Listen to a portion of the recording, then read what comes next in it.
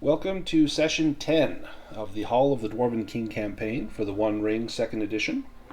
This campaign has carried us throughout many of the lands of the West, from Bree to Rivendell, from Rivendell to Moria. And when we left off last time, we'd done quite a bit that day, or that session. We had explored the. We discovered a goblin scout named Snit Ears. We had tracked him for a ways, and then we found him in these overgrown subterranean gardens. It was the gardens of King Thrym Thistlebeard, I believe. And we coerced the goblin into helping us. We found some valuable herbs and that had healing properties there in the gardens, as well as vanquishing this blood vine that had overgrown King Thrym's tower.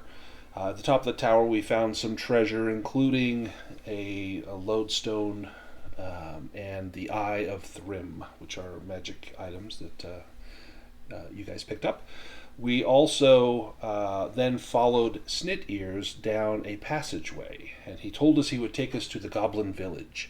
And this is not like Goblin Town in The Hobbit, either the book or the movies, which was a large, expansive place. This was a small place.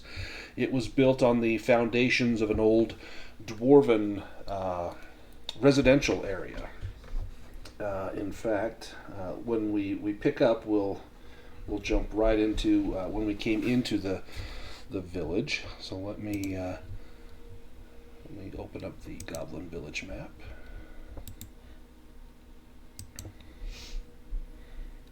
All right, get this unpaused. So the Goblin Village. Every goblin in the Misty Mountains knows this place. This is the only place as close to a neutral settlement that Moria has. That is neutral if you're an orc. It's located in an old Dwarven market square, and the goblins have riddled this place with tunnels leading into the mines and elsewhere. And these delvings connect to other deeper tunnels. And we discovered the goblin numbering system was to just scratch a number of marks in a wall, and then they would count those marks, and they knew that was where they were going. And so we now know that if we see scratches like that, that means goblins have been here and have mapped that area. When we arrived, there was a bustling market square, the heart of the goblin village. There were fires burning. There was the smell of unidentified meat and spitting sparks being cast high up into the sky. And let me get my notes.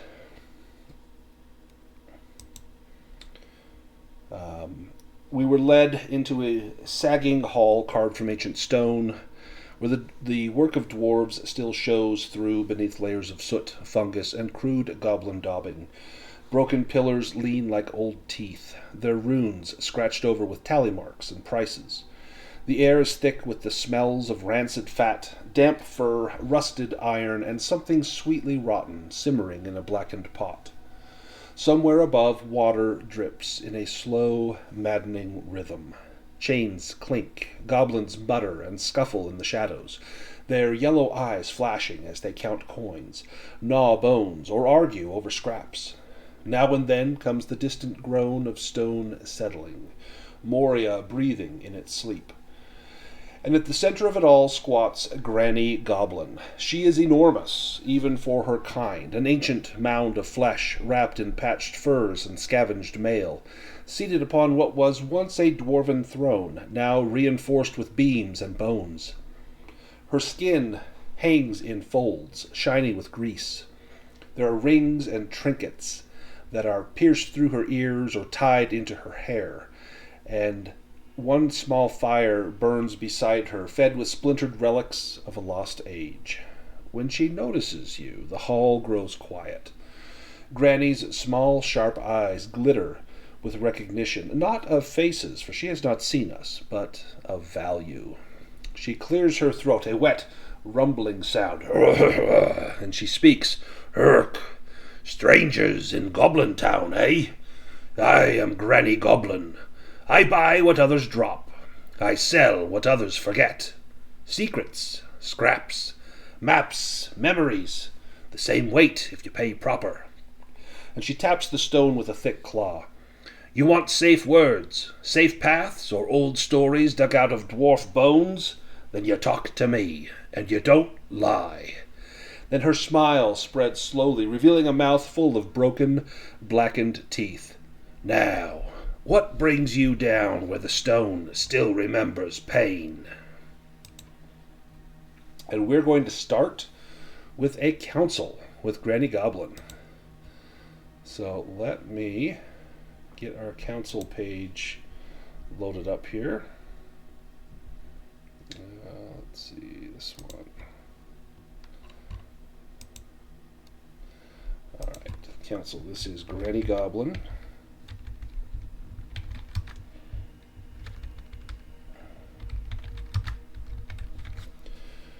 And we have a chance to do an introduction bonus. So this is someone that can speak for the party, and you'll get a roll on this. And if you get a success, then good things tend to happen. This can either be an awe roll, a courtesy roll, or a riddle roll. If you succeed on this roll, then your time limit will be 4 attempts plus 1 for every 6 that is rolled. If you fail, your time limit is 3, and this means that if we fail the entire council, then it will end in a disaster. But if we pass the introduction and fail, it may not be a disaster. Maybe a success with woe. So something good, but something negative, or just outright failure. But this is an important part, this introduction, as she meets us. Because, after all, we have a couple of dwarves with us, and she may not take kindly to that. So who speaks for the party to make this introduction with Granny Goblin?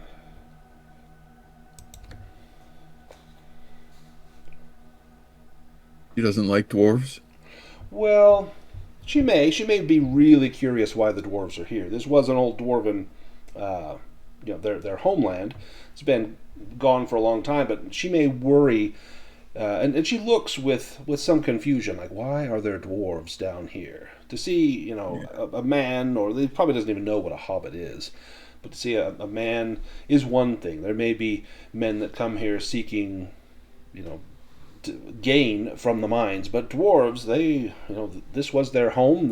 They probably have some sort of purpose here other than just treasure seeking.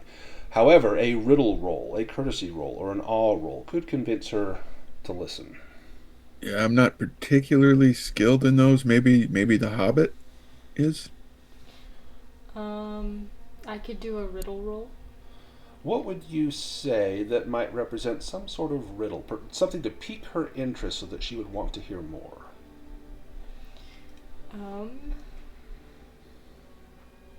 I suppose I could tell her about our adventures down here. And do you tell her the truth? Do you lie? Well, it is a riddle roll, so I suppose I would sprinkle in some bits that are not quite the truth. So, first of all, how do you introduce yourself and the party to her? What would you say? And then we know that you're going to gloss over some of the details, but flattery is probably everything to Granny Goblin. So what would Fatimer say?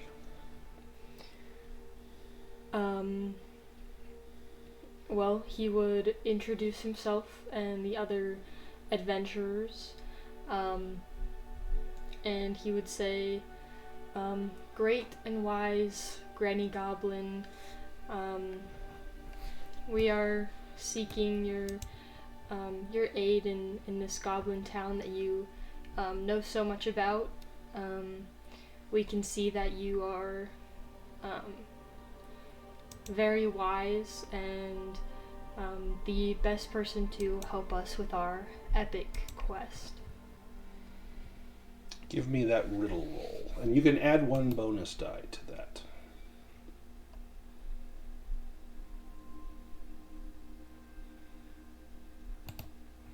You can spend hope if you like as well.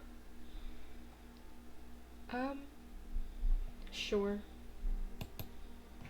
And do you have a distinctive feature that you might engage to be inspired? Do you have secrecy? No. I have burglary, maybe? Because I'm like deceiving her. Okay, or something I like will that. allow that.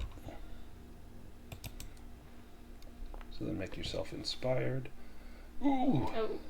Okay, it's a success with 2 6s. So that is 4, 5, 6. So we get, let's see, get a bonus of 3. This is going to be a bold request. So you have an option. There's 3 types of resistance. There's reasonable, which means that this person has nothing to lose or gain something of equal value. A bold request, that we would profit more than Granny Goblin would. Or an outrageous request, perhaps she's being put into danger to help us. I think this would be a bold request. So we have 6 attempts, and we need to get 6 successes. Now, let me, if it helps you all, let me take us to the council page, so you can kind of see how this all works. So now we need to do the part 3, the interaction phase. So now you will describe your conduct and make appropriate skill rolls. This could be something like Enheartened, Insight, Persuade, Riddle, Song.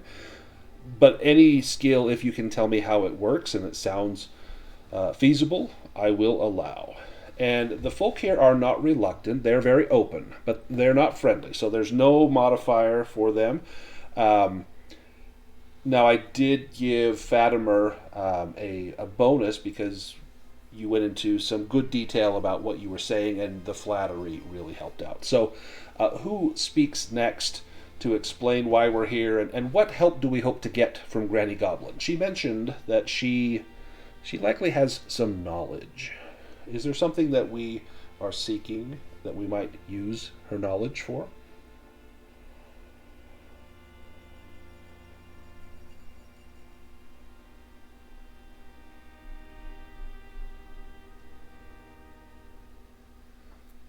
How about Frór? Let me just put it to you, Frór. What are we doing in Moria? Why are we here?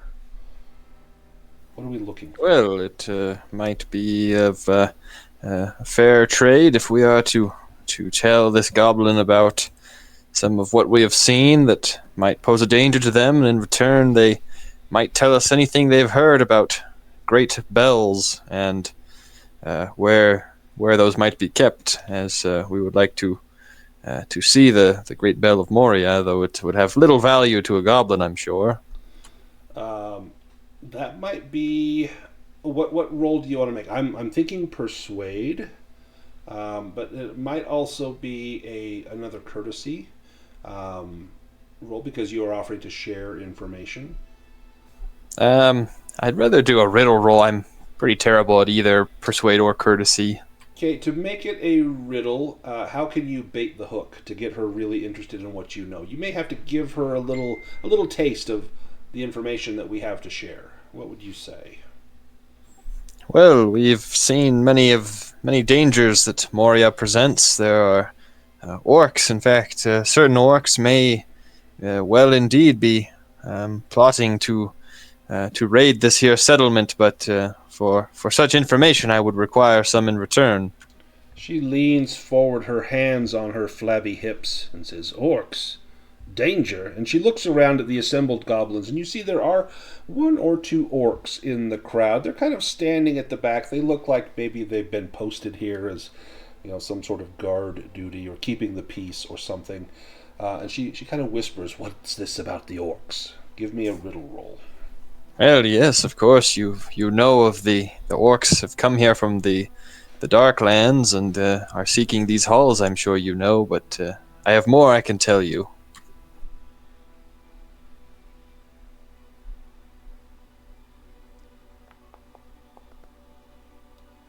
Oh, wow.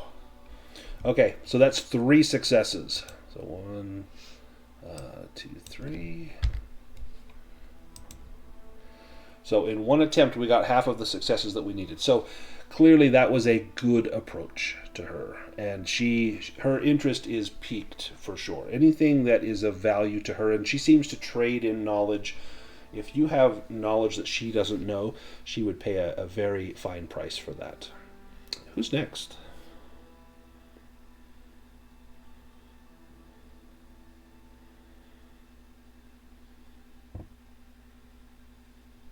And besides the bell, what else are we searching for?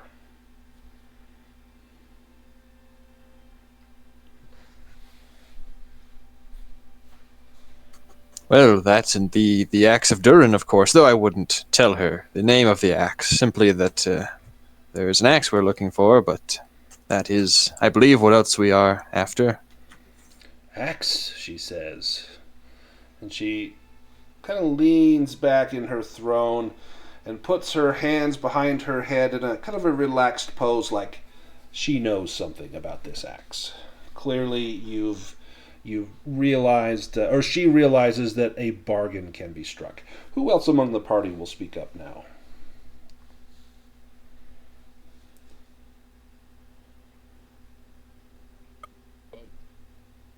We've been looking for, dwarven relics that we were to bring back to, the dwarves back to their homeland. So any help would be appreciated. We could perhaps do something for you if there's something you needed to be done. Perhaps pest control, that sort of thing? Possibly. What did you have in mind? Well, let's just say we have a rat problem, and not the small furry rodent kind. And she looks over at one of those orc guards who's busy scratching himself while he stands there with a spear in his hand, just looking off into the distance with almost a bored look on his eyes. Give me a roll for that, Craic, if you would. That might be a persuade, or I would say a courtesy. Okay, yeah, I'll put hope into that. I don't know that I have anything that can give me a bonus. Let's take a look at your distinctive feature. Honorable. You have secretive. I mean, it depends on what you're asking about these relics. Because burglary, like if you're coming here to rob tombs or something, if you tell her that, I would allow burglary. Or if you're being honest that, we were sent here to obtain items, honorable would fit in with that. If you are not trying to deceive her at all. Yeah, because I was trying to be honest with her. She said not to lie to her. Yeah. So I think honorable would fit in that. So you could be inspired on that. Okay, so that's inspired. Yep. Okay. And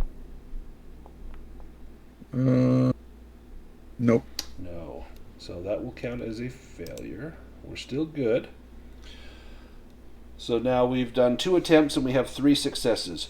She looks at you almost not sure what to believe, because you are speaking openly and honestly, and that is not the way of the goblins. And to see you, it's almost too good to be true. Or she thinks, like, what's your game? What's your angle? And she scrunches up her face, and she sticks out this great bulbous tongue. You see it's got a few little, like, tumorous polyps on her tongue. She's licking her lips, and then she spits and says, I'll not help the dwarves. And she looks over at Vidar with a look of almost disgust on her face. I still smell your kind in these halls. Well, they do belong to us. Belong to you, you say? By what right? You've not lived here in 1,000 years. These are goblin homes now. Well, yes, and you see we're not fit to come and take it, but you live in the shadow of giants. May they have been small or they built well. I will admit that the dwarven craftsmanship in here is unmatched. We have tried our best, but our carvings are crude. Our artisans know little. What can you tell me of dwarven secrets? What might we need to concern ourselves with down here? Your kind are known to be furtive, secretive, clever. Tell me, are there traps in here? If you examine this stonework, is it likely to fall down upon my head? Well, after 1,000 years, it's unlikely that any traps would remain at this level. You can give me a roll for that if you want to just kind of look around some of the buildings, check some of the construction in here if it still looks sturdy. You could make like a craft roll, or I think even an insight roll.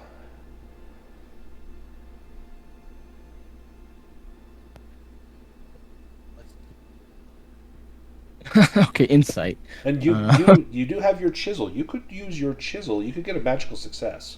You just have to describe how you use the chisel. Do you go chip a few flakes off of the stone and test it, or what would you do if you want to go that route? I mean, I don't I don't know if that really counts as crafting. Yeah. Is there a different skill you think would fit better with that? No, I think it would have to be crafting or insight. You could also do scan if you do go and take a look around and kind of study some of the stonework. I think she's more concerned about some ancient dwarven trap in here that if foes took the hall, they could collapse tunnels, and they don't want that to happen. So maybe if you busy yourself, looking around, studying some of the passageways or some of the stonework, I think a scan roll, I would allow that as well. Yeah, well, I literally can't succeed an insight roll. Well, no, you could get a Gandalf, but you know what I mean. So maybe that's a big ask. Yeah. I think just cautiously looking around. Almost got a Gandalf there. Great success, so that counts as 2 successes.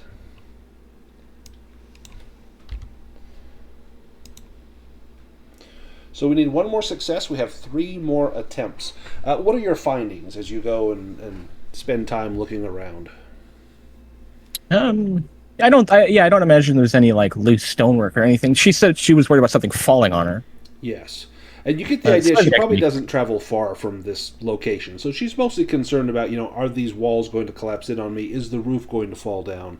Is there some dwarven machination here where, someone pulls a lever and the whole ceiling collapses on us? I think you probably give it the once over and you feel pretty confident that there's no such things here. She turns to Frór. You have not participated as of yet. What have you... No, well, certainly I traded you information about the orcs in return for the location of the bell. Oh, that's right. Forgive me. Yeah. What about you, fat one? And she looks over at Fatimer. What kind are you? You don't look like a dwarf. Well, I am a hobbit of the Shire. A hobbit of the Shire. Never heard of such things. Well, we are gentle folk, farmers, and kind people. We live in peace. The entire hall erupts in laughter as you explain what a hobbit is. Clearly these goblins have no concept or no notion of peaceful living, of farming, and things like that. But the Granny Goblin quiets them all down. Quiet, listen. Tell me something of your homeland. Is it a place where I would be welcome? Oh, well, I'm afraid my people, the other hobbits, I'm afraid they wouldn't take too kindly to an outsider like yourself. So why should I take kindly to you? Well, I speak for myself and not for the rest of my people. And I can assure you that I have no ill will towards you myself. Do your kind live in the trees? Where do you live? Well, we live in holes in the ground. That's like me. Well, I suppose it is. Maybe you're not so bad after all. You are quite plump Thank you. and succulent. And you see her salivating as she leans forward towards you, sniffing the air around you, and she's eyeing the fire off to the side. Oh. Perhaps we can come up with some sort of agreement, a trade. The information you seek for something I seek. And what is it that you seek? I don't think you would like the answer. Oh. Well, I'm disappointed to hear that. You see, it's hungry work, keeping secrets. It's very tiring, and something fat and greasy and succulent sounds, well, quite delicious right about now. Well, if it's food that you want, I'm sure I could spare some. What sort of food have you got? Well, your companion who led us here, didn't seem to care too much for it, but I can offer you this, and I will, pull out a sandwich that I've made. Is 2 pieces of bread with meat that I had offered, a snit ear. Yeah. Is this sandwich whole? Has there been a bite taken out of it? I'm sure there's been bites taken out of it. She takes the sandwich and holds it up and looks at it kind of curiously. The skin on this beast is quite soft and foamy. Well, she sniffs it. This has been cooked. What is this? How do you eat it? Well, we call it a sandwich, and you would eat it like you eat any other thing. Very well. And she stuffs the entire sandwich in her mouth and begins to chew. Can't say it's the best thing I've ever had, but it's not bad. Give me an enhearten roll as you meet her cruelty with kindness. Oh, okay. I'll use hope for this.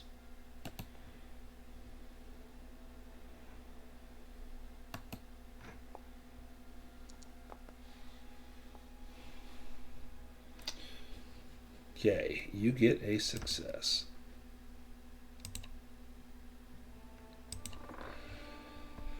She's eating the sandwich and she eases herself back into her makeshift throne there. And after a few quick gulps, she chews it very sparingly. She's almost, waiting for the bones that she can crunch through, but none are forthcoming. She has a bit of a disappointed look on her face, but nevertheless, she was pleased. She leans forward and says, Most who come here scream first and talk later, but I'm glad we spoke.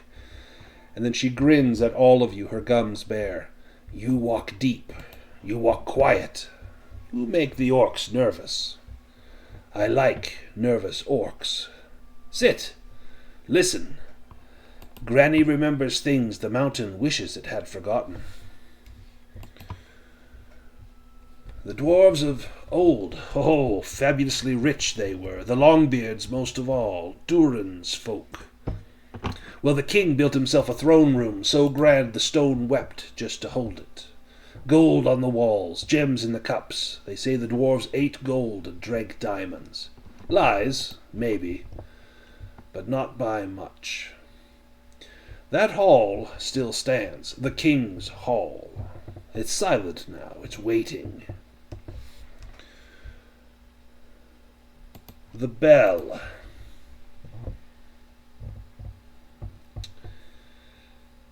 I do not think you will find it in the king's hall. The vault of Uruk Tharbun, the vault of the king. I'm not saying the bell's there, but that's where I'd look. And let me type this out for you. Oh, yes, this will prove most useful. Fatimer, you better write that down in that little book of yours. I think it would be important that we find this vault. The dwarves piled all their treasure in one place, and they never looked at it. Never. Why? Because they knew. So much gold that even a dwarf would go mad wanting it. That's a mad vault. Fit for a mad bell inside this mad mountain. However, your kind, Longbeards, you want the Longbeard blade, don't you? Don't pretend you don't. And there's a ripple of uneasy goblin murmurs.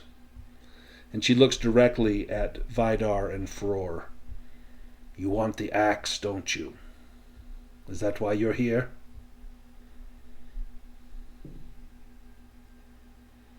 Well, that is certainly part of why we've come back to these halls.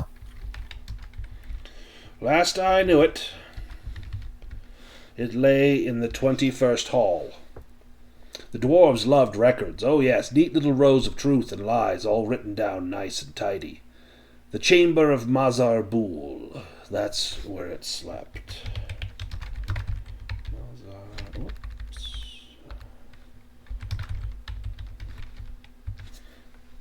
There's a shrine there now, orc-made, bones stacked high, red paint everywhere, to the red-helmed one. Championn, they called him. Only orc ever brave, or stupid enough, to lift that axe. Spirits hissed at him, threatened him. He laughed and swung away. A long time his bones lay there, a long time the axe lay with him. But bones don't guard treasure forever. Some say it's still there. Some say that Malek One-Eye took it. He ain't stupid, but he is brave. He'll break that axe, or it will break him. Wait Yes. and see. Well, if we seek this chamber of Mazar Bul, we best hope that the orcs do not have a cave troll. Malik. We've heard that name before. Yes, you have. And in fact, you are correct. The chamber of Mazar Bul is actually where Balin was buried. That's where the Fellowship finds him. That's that exact same place. And you have heard the name Malek before. In fact, Vidar and Thranin heard it up close from a foe that they slew. And I think you've seen it written somewhere as well. And she says, Malek. Ah, Malek. And she traces a line across her own face. That scar? A dwarven axe way back at Smog's Mountain. Should have killed him. It didn't. But it did take his eye. And then she mimics pouring something into her face, filled the hole with molten gold. Shiny eye, always watching. And she spits again, and she spits out a little piece of gristle from that sandwich. Dwarves couldn't kill him. Eagles couldn't. Bear Man couldn't. At least that's what the orcs say. But the mountain broke him anyway. He's afraid, always. He sees knives in shadows, assassins behind pillars. He shouts loud so no one hears him shaking. He wants help, any help, even yours. 'Cause he wants something. He wants the Mordor filth gone from these halls. Now you walk dangerous paths, little outsiders. Granny won't stop you. I might even help you again, if you make the right enemies. Go, stir the pot. The mountain likes it when things fight.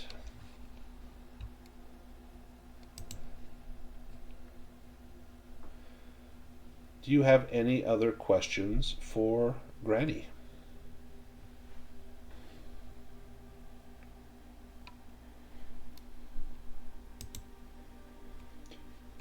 What hall are we currently on? What level of Moria is this? We don't keep to no dwarven levels, but you're in the deeps. You are below the level of the halls. You came from the Garden of Thrym. Before that, the Great Hall. Before that, well, I can't say for sure where you were. I suspect what the dwarves named the second hall, perhaps more than that. If you seek the 21st hall, you've a lot of walking to do. If you want to go to the vault, that's down below, deep. Oh, the vault is below here. Aye, it's below.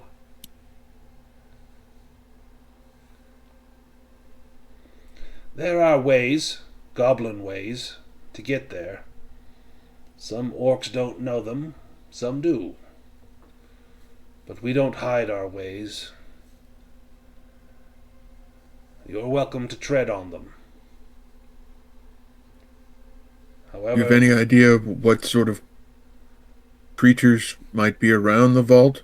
I told you we had a infestation, didn't I? Yeah. Well, it's not really too much trouble. Damn thing's too big to leave the vault. We tunnel in, try to take what we can. Most that go in don't come back. There's a dust all in that room. White dust clings to your skin, burns your lungs, makes you blind. Very dangerous.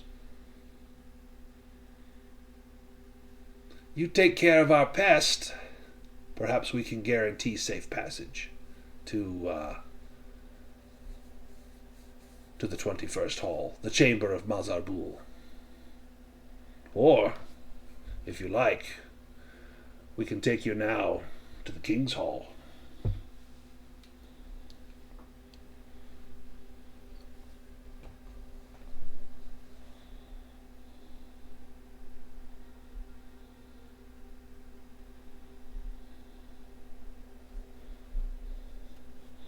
You want the axe, you go to the 21st Hall. You want the bell, I think it's in the vault.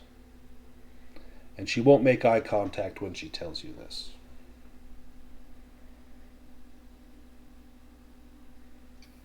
Can I tell what she speaks of, this pest that she's referenced, what it might be based on what she said? Yeah, give me probably a riddle roll for that.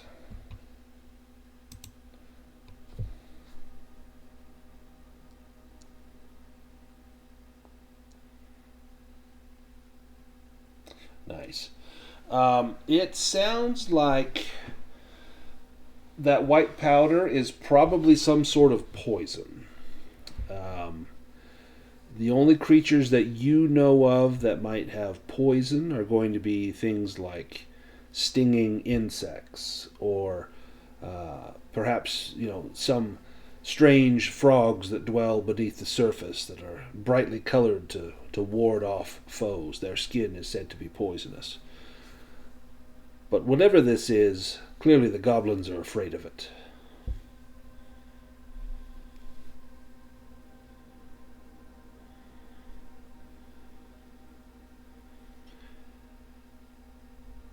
Give me, Craic, give me an insight roll.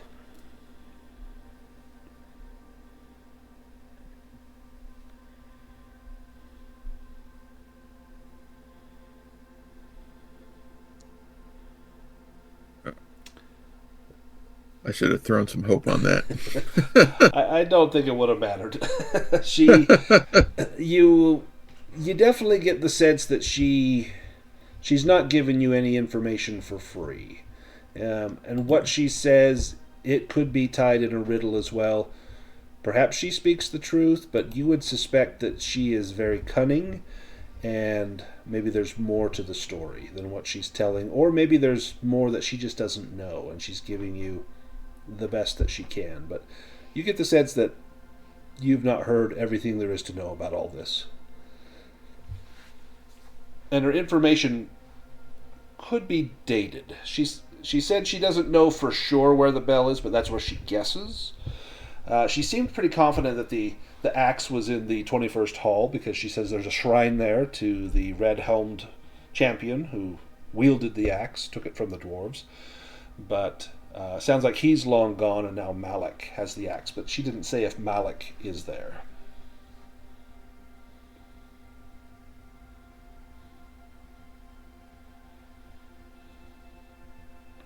All right. Snittir can take you to wherever you wish to go. He'll set you on the right path. Just do us a favor. Get the Mordor scum out of our tunnels. That's why these guards are here. We don't like them neither. This is Goblin place. No orcs are needed here. They worry that the Mordor orcs will get us on their side, but they've invaded our home as well, so do what you can to push them away. That's all I ask. See what we can do.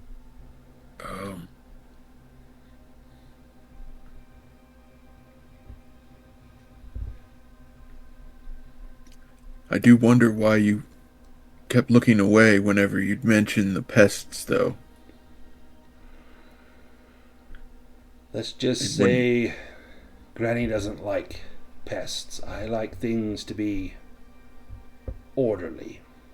I don't like things beyond my control. Right.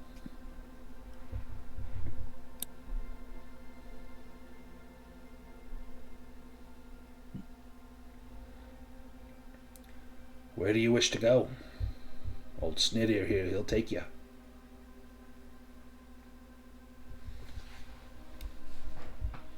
Well, this vault that you've spoken of, is it closer than the journey would be to this 21st Hall? No. 21st Hall would be much easier. There is a way from the 21st Hall to reach that vault. Might even say it's the 21st Hall is on the way to the vault, even though one is significantly higher than the other. We have goblin ways. There's a shaft.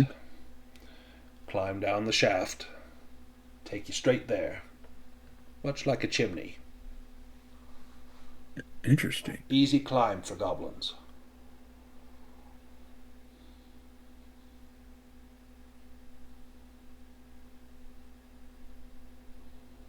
Well, perhaps this shaft might be the best way to reach this 21st Hall. Perhaps Snittir can guide us there then. That seems to be our best path forward. And Snittir looks at Granny Goblin, and she nods her head in assent. And he says, "Come on, let's go. Time's wasting. I'll get you to the hall, but then I'm coming back home. Deal?" Deal. Yeah, and it might be good to have that axe before we face the pest, whatever it is. Granny also says, "If you find that bell, how do you intend to carry it? It ain't nothing little you put in a pack. I think you underestimate the size of this bell."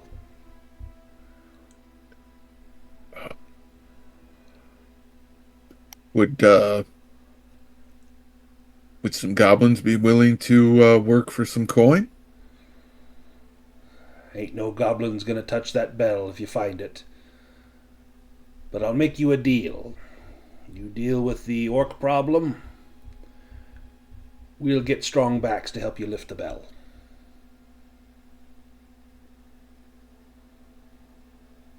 We'll see what we can do about the orcs then. Excellent. Now, Snittir, take them. Take them to the hall. Oh, yes, to the hall, yes.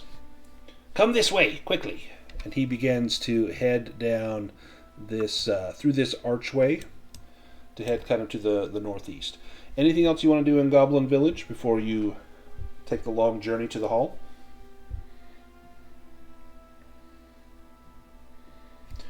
All right, let's do a journey. You can't think of anything. Well, I will perhaps leave some sort of marking on the wall so that when Thranin is well again. Once he's gotten past that dysentery, he can join us again.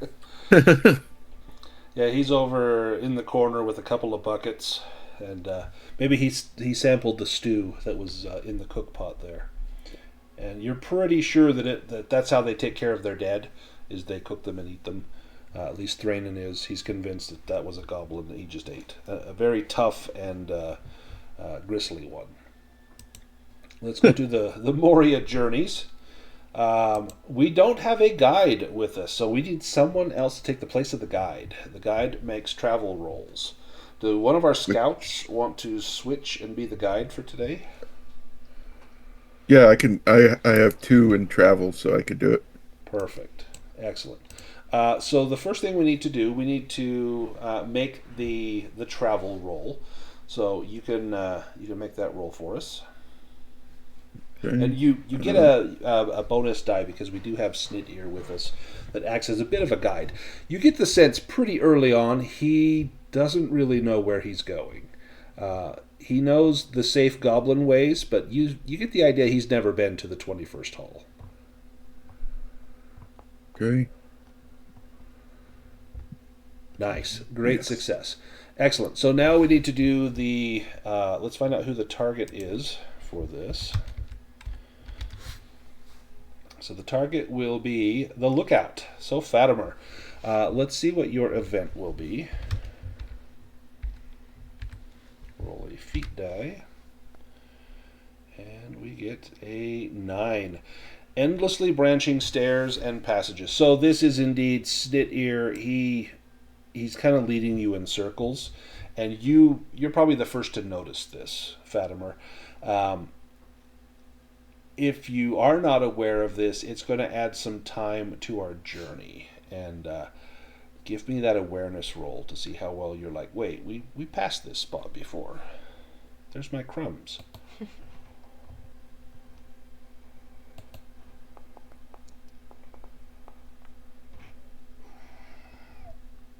Ooh. Got it by 1, and it was an extraordinary success. Excellent. So yeah, or probably within the first day, you're like, wait a second, this is not right. And as you're looking around, you see something. You actually see a dwarven shield fragment, and it's in. There's a little side passage that's mostly bricked up with not well-placed masonry, but just rocks have been piled to try and block the door. So this was done hastily. But you kind of peer into the room as the Lookout. You don't want things to jump out behind you. But you see half buried under some rubble, there's a cracked dwarven shield. And there is something carved on it. There's writing on this shield. Can I decipher it right away?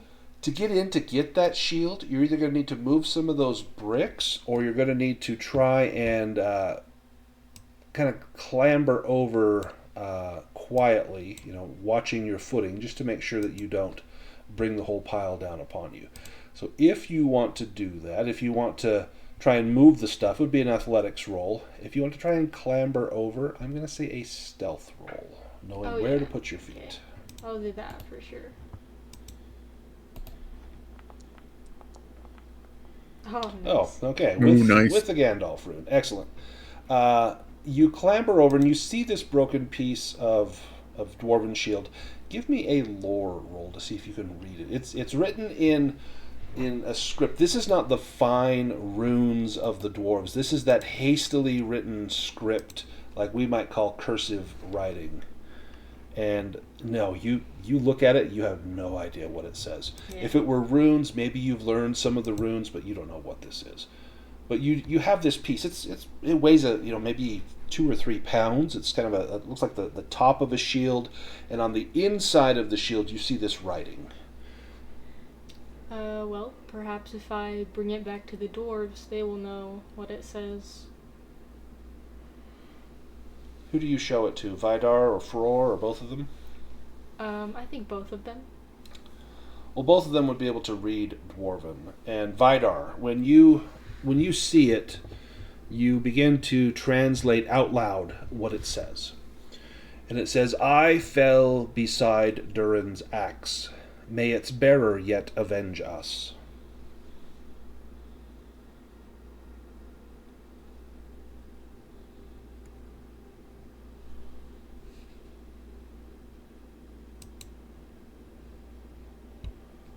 What would Vidar or Frór think of that? Sounds like some kind of riddle. Yeah, you could give me a riddle roll. Yeah, okay.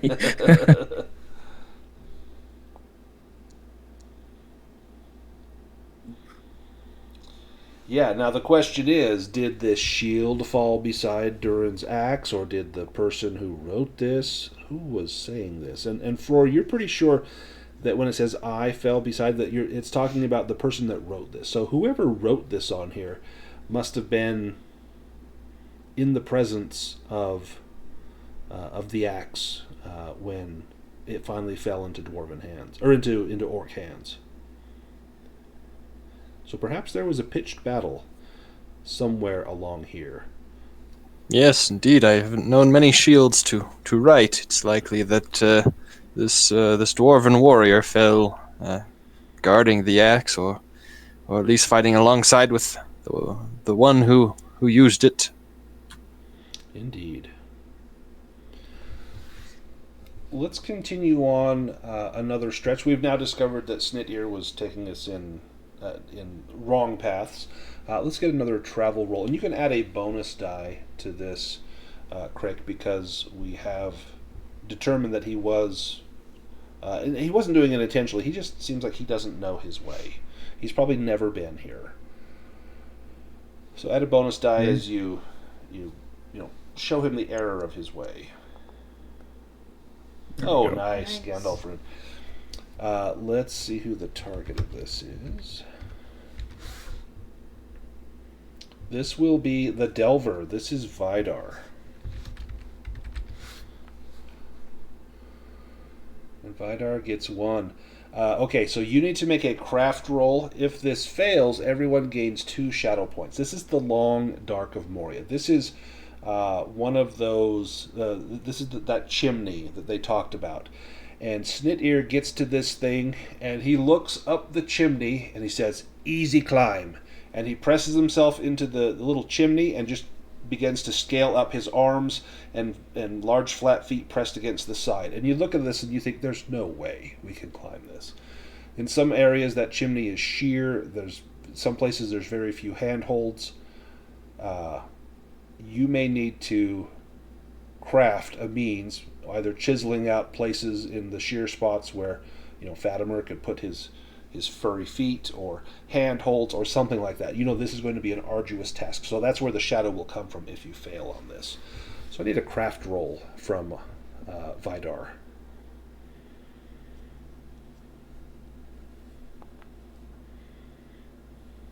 Nice. Excellent.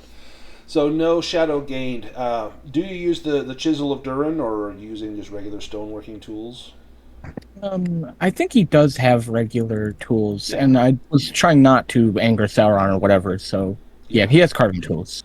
Excellent. So yeah, you use those tools, you chip a few places here and there, but to get up, this is going to be a skill endeavor, so because this is going to be difficult. This is going to be laborious. We have plenty of time, and Thranin will not be part of this. Okay, so we need 6 successes. We get 6 attempts. Now, to do something like this is a physical sort of challenge.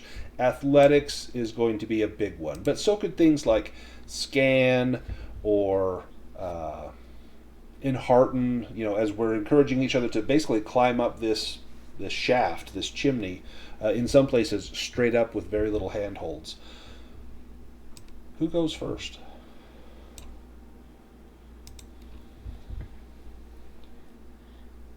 How about our cheerful Hobbit? I could do a stealth roll, maybe, to show them, where to go to, not have anything, make noise or draw attention to us. Yeah, one thing you don't want is, dwarven armor to be scraping up the sides of this passageway. Right. So go ahead and give me a stealth roll.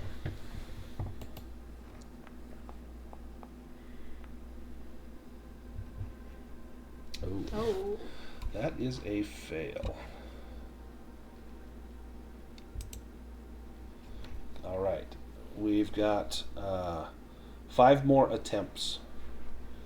Who's next? I was going to say I could try scan to sort of look out for, the good handholds and Yeah, excellent. things like that.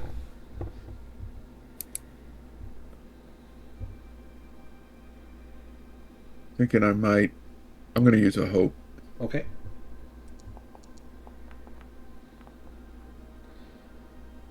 Very good. There is 1 success. All right, so we need 5 more successes. We have 4 more attempts. How about one of our dwarves?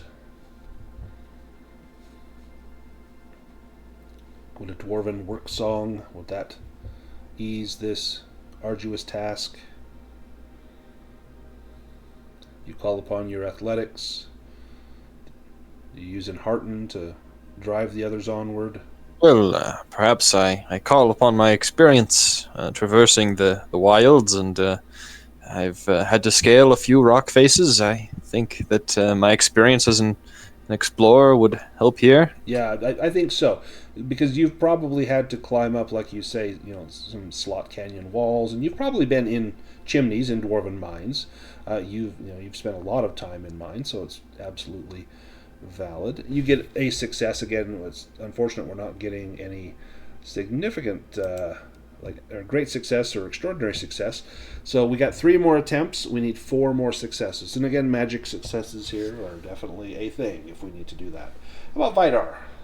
What do you do for us? Yeah, well, I I guess athletics kind of just makes the most sense. Although I suppose he could try to give you a little speech. I don't. I can't. I mean, he could, but I can't. So I'm just gonna do athletics.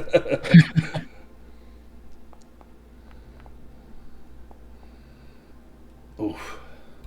And that is a fail. All right. We've got 2 more attempts, and we need 4 successes.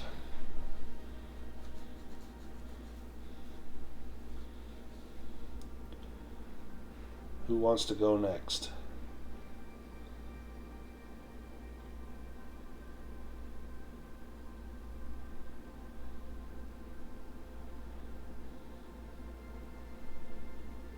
About Can we Fatimer? do the same one we've already done? You can. If you describe for me a different way that you're using that same skill. Okay.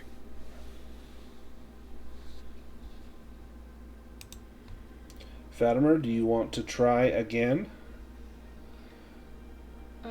Okay. Now you do have you have a magic item. You have the Book of the Mad Druid, which would give you could get a magical success on scan Right. or lore.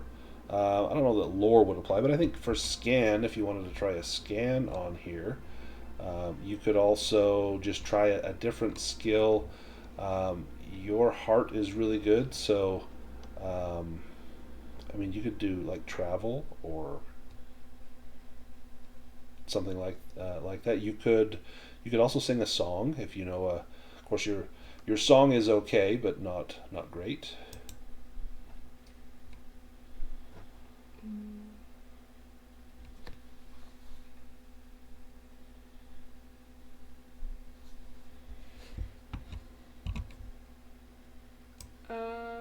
I guess I'll do a scan roll.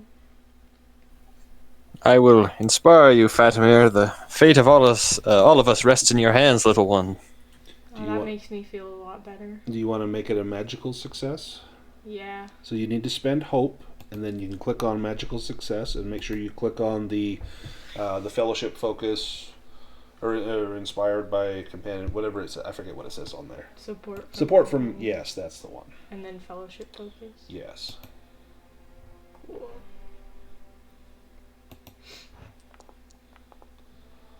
Really? Oh, no extra 6s. But it was a success. Now, being a magical success, it does raise the eye awareness by 1, but we do get 1 success. All right, we get one more attempt. We need 3 successes, so we need a success plus at least 2 sixes. No pressure.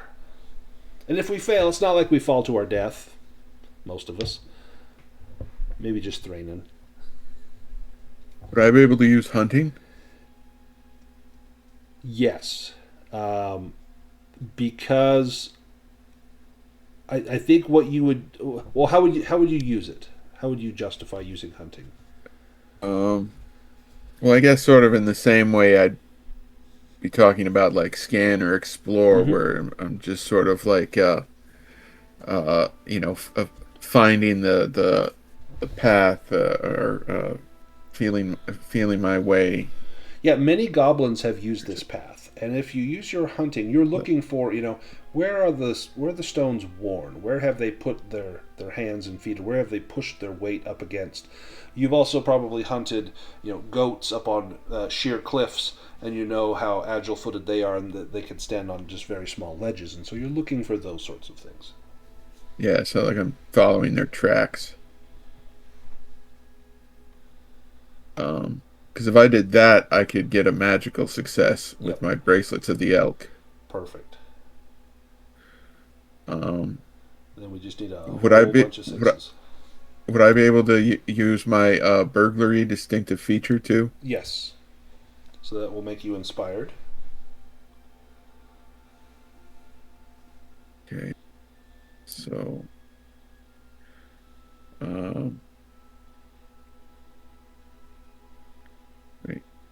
All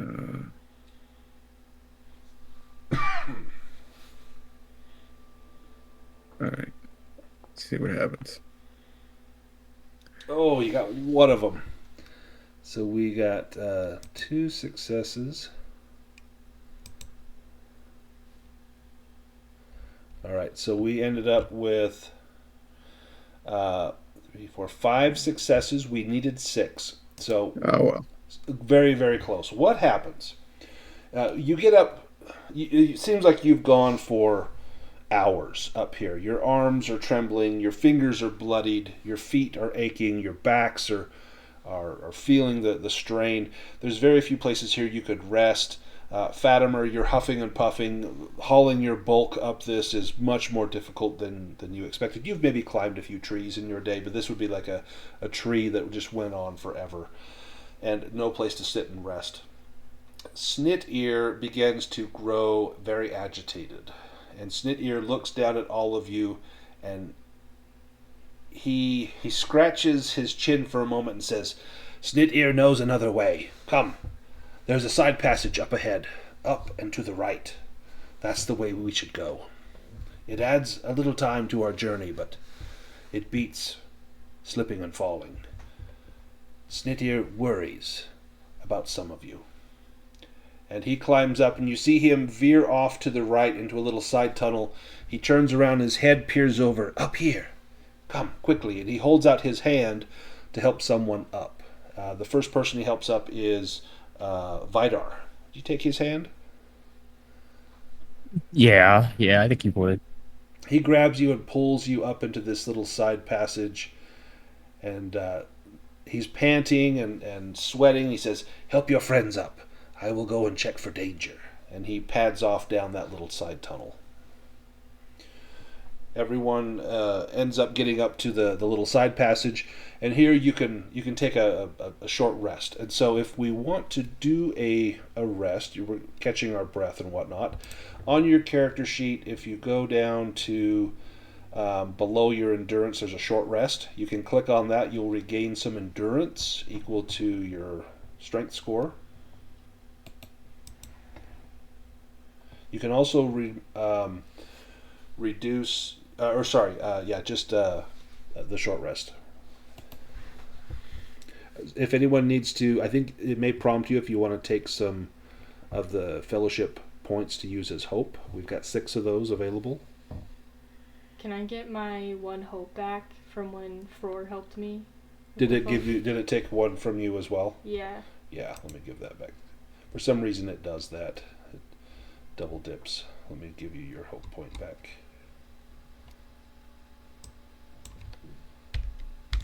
There we go. Looks like Vidar, you're down on endurance. If you want to do the rest, you'll recover some of that. Perfect. A good chunk of endurance. Excellent. Does anyone want to use any fellowship points to gain hope? Looks like Frór is down 1, Craic is down 5, and Fatimer is down 5.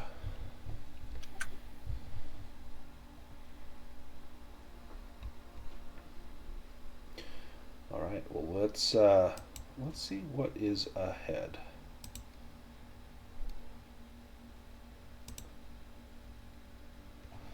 So up ahead, you find the tunnel goes for a short distance, and then it comes to a flight of stairs. And the stairs are very, very humble looking. These are not stairs where the dwarves would have taken anyone that came to visit Moria. These are probably like utility stairs. Let me have our ranger make a hunting roll here as you spot these stairs. Something catches your eye.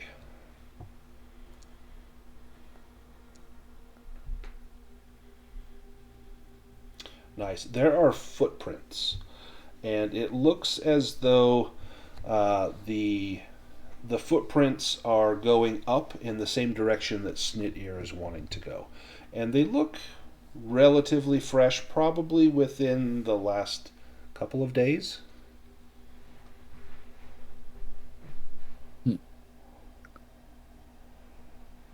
Oh, I'll point this out to my companions and whisper. You know, I see some fairly fresh tracks there that could have been made in any more than the past few days. And they're larger tracks. These are not goblins. These look like orc boots. Larger than goblins. Possibly orc.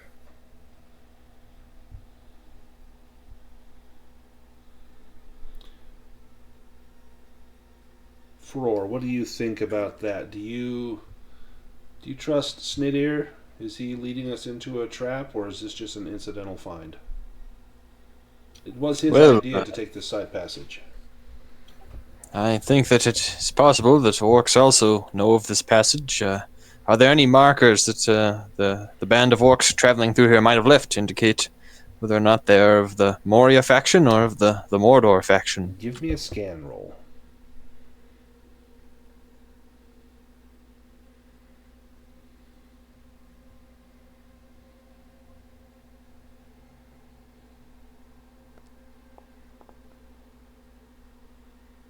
Nice. Looking at the boot prints, you spot in one of the prints that these boots have been, the soles have been attached with some very large hobnails. So the large nails have been driven through the leather soles of these boots. And you think back, do I remember what kind of boots one wears versus the other? And with that great success, that extra success, you do recall seeing on some of the dead orcs that the Mordor orcs had the larger nails in their boots. So you think these are Mordor orcs that have used these stairs recently? And well, I think it's unlikely that Snit-ear would lead us into a trap of Mordor orcs. I don't think he would want to be there himself. Snit-ear says, "Oh, it's fine. The way is safe." He's like, "Smell that air. There's no orcs around." And all you smell and hear is Fatimer huffing and puffing from the arduous climb. In fact, as you pass around the water skins, you find that the water's running low. You'll need to find water within the next day or two.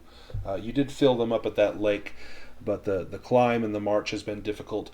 Probably have enough to get you to the hall, but then you'll need to find some water. Come up the stairs. The way is safe and open. Snit-ear will show you. and he pads up the stairs very silently, save for the flapping of his flat feet on the stones.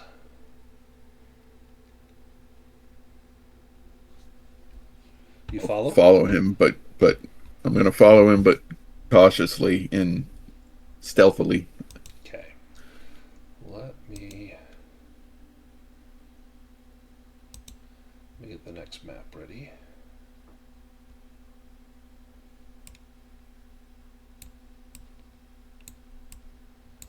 All right, let me take Thranin off of here.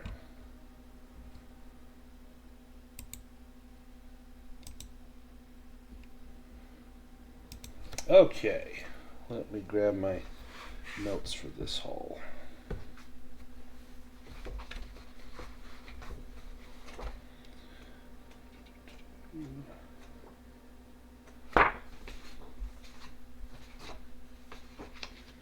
Okay. Vidar and Frór,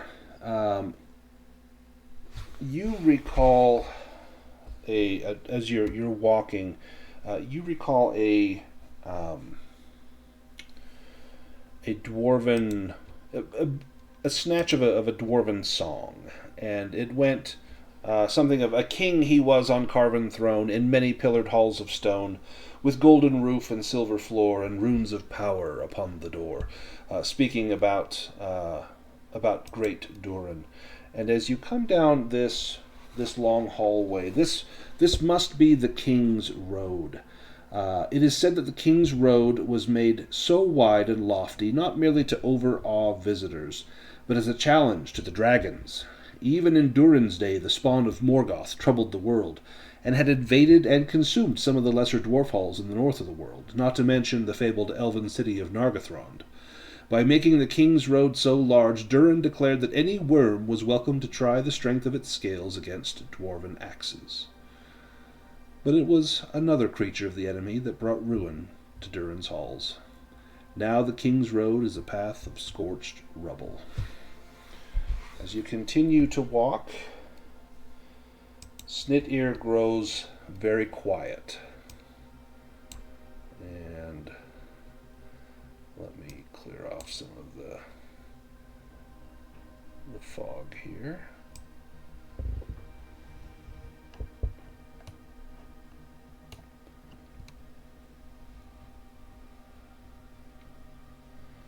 You come to a great atrium. And one moment.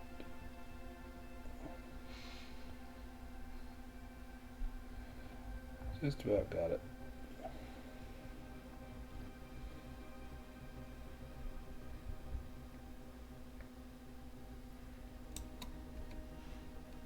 Mm-hmm. This great atrium was, or has been, despoiled. The crystal lamps that once hung here are broken. The golden statues that stood here have been brought down. It is said that back in the days of Durin II, that this must have been the throne room of Khazad-dûm, these halls, for many years. And in every one of those years the dwarves made it more glorious. It is said that the throne was of mithril and gold, the ceiling a glorious dome of black marble studded with golden stars, the floor of stone polished so bright it gleamed like a great gemstone. Here the harps never fell silent, nor were the tongues of courtiers and advisers ever stilled. Here the kings of Durin's line ruled until Durin's bane arose. As you come in, you see pedestals whereupon great statues must once have stood. There are 2 doors on the left and the right. These doors, there's one here, and you don't see it, but it's just kind of beyond the fog. This is the outer wall of the room right there. Those 2 doors are intact. The door to the main hall here in front of you, that has been smashed to pieces, but not by any axe or hammer blow. It must have been sorcery that shattered the king's door. There are fragments of that door all about the floor. Snit-ear comes up to about here and says, I Go no further in this hall until I am sure it is safe. My kind are not welcome here. This is a shortcut, you see. We could not take the chimney, so we take the longer way. I thought you dwarves might like to see this hall of your father's. Over there, to the left," and he points down to the door that's over on this side, "that is where great games of sport happen. Warriors fight for coin. I say warriors, more like goblin slaves. And we do not receive coin. The orcs that taunt us take the coin. They gamble upon our lives. I will not tread in these halls until I know it is safe." So you've got the way forward is open. The way on either side is shut.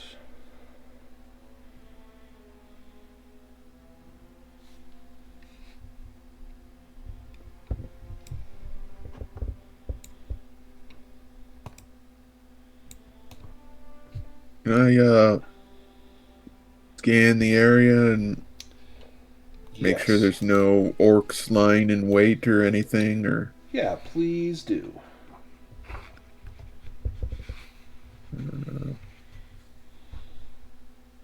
well, I guess I get a bonus with my lantern, right? Yes. So you get a 1 die bonus with that. Excellent. A great success. So looking around, you maybe shine your lantern light over some of those fragments of the great door before you, and you can see that there are several oddly intact pieces that bear runes of power. And you actually find 2 of these. These are still whole. Whatever power these runes have is still effective. Oh, What will happen with these broken runes is... actually, give me a lore roll with 2 bonus die.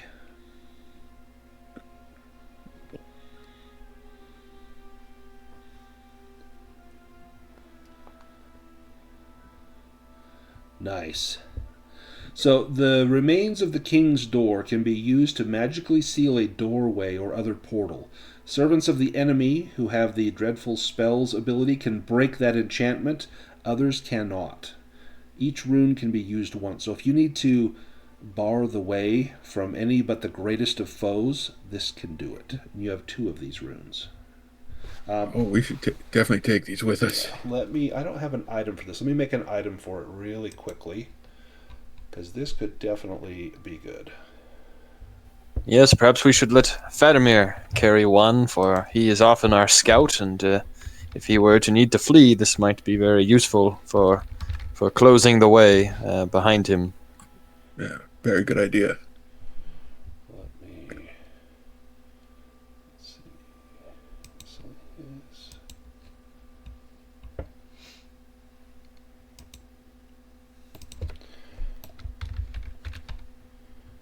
can be used to magically seal a doorway or portal.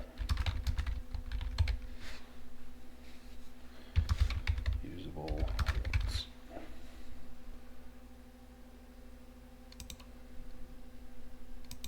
Fatimer, do you want to take those? We have 2. Do you want to take one and someone else can take another? Yeah, I'll take one. Anyone else want one of these runes of power to seal a door?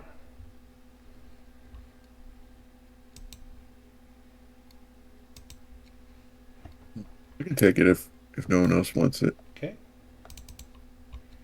My load's only 19. So I have these set. They're relatively small, so they won't add any load to you. Okay, cool. It counts kind of like traveling gear, which doesn't add any load as well. So that's what you find with your scan roll. Now, there are... anyone can just listen, and you hear no sounds. The halls are very silent. If someone had come through here, they are long gone, else hiding in wait. But no one, there's no talking, there's no shuffling, there's no noise that you hear in any of these halls, save only your own boot falls upon the scorched, blackened stones of the King's Road.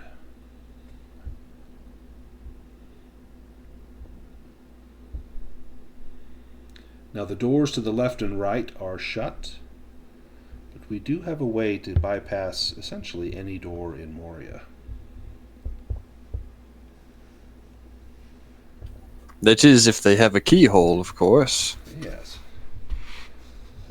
Luckily, these two doors do have keyholes.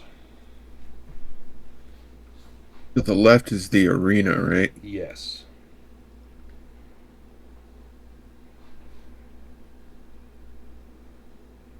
And does Snidir know what's to the right? Snitir never go there. Snitir avoid this place. But you're very kind, and Granny will reward me for my service to you. So I allow myself some courage. I will go in there, but I will not go first. Snitir value his neck a lot more than whatever gold you might have to offer. Understood.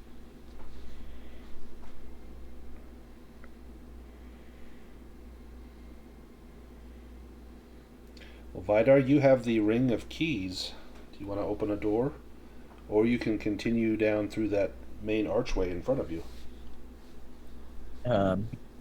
Well, I was kind of looking at that archway, but then if the door, like a locked door, is probably more interesting than a wide open door.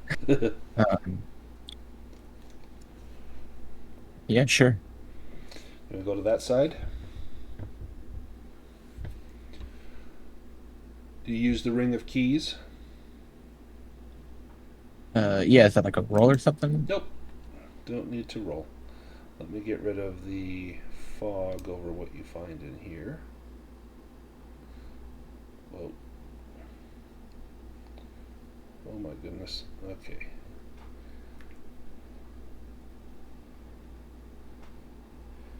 My thing went kind of haywire.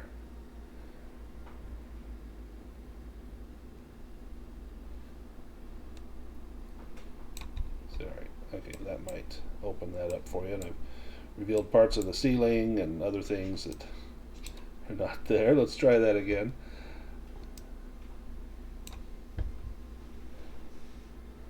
We'll just cover that up.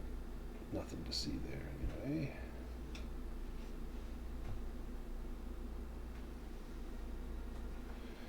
And give me 1 second, I will describe the room.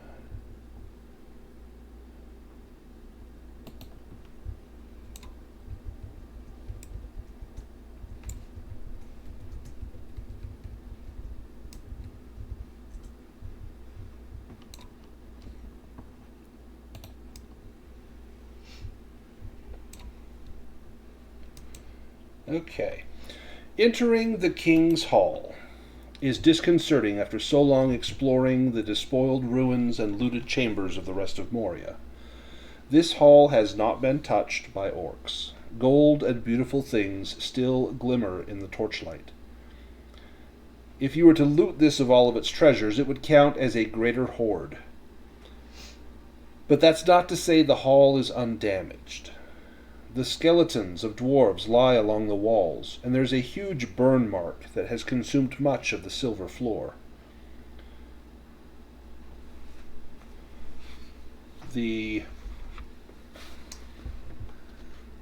this room there are 7 thrones. There are 7 dwarven lineages, 7 fathers of the dwarven people, and 7 seats here for 7 lords. This chamber, rarely used even in the days of Moria's greatness, was built for the gatherings of the Dwarf-Lords and their ambassadors, when matters of import to all of the dwarf folk had to be discussed. There is a... let me have all of you give me a lore roll before I tell you this. There's a legend. Ooh, got a 10, but not enough to... Man, look at all those 10s. And we got a Gandalf rune. Nice. So, Craic, you know that according to lore, the last time the Dwarf-Lords gathered here, they were visited by an emissary from the surface, and he gave them 7 rings.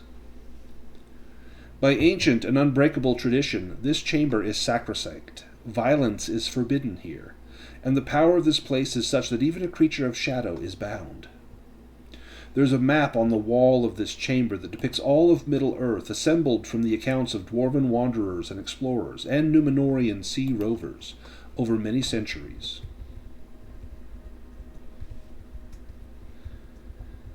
Vidar and Frór, to see the 7 seats of the 7 Dwarf-Lords, you can remove 1 point of shadow. This is like the holiest of places.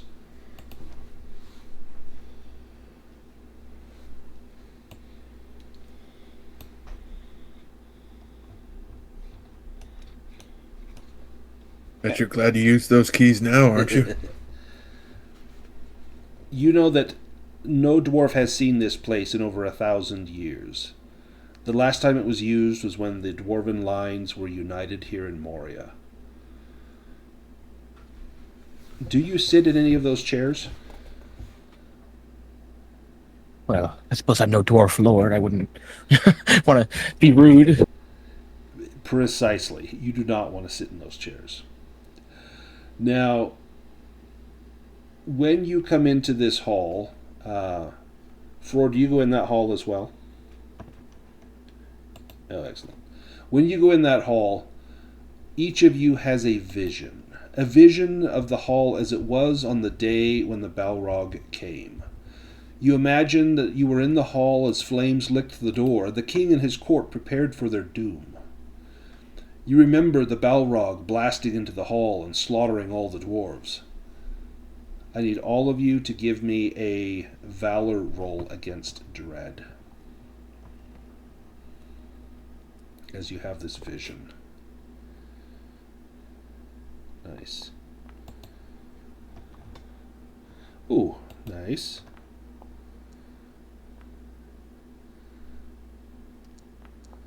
Are we all going to succeed? Oh, no. Close.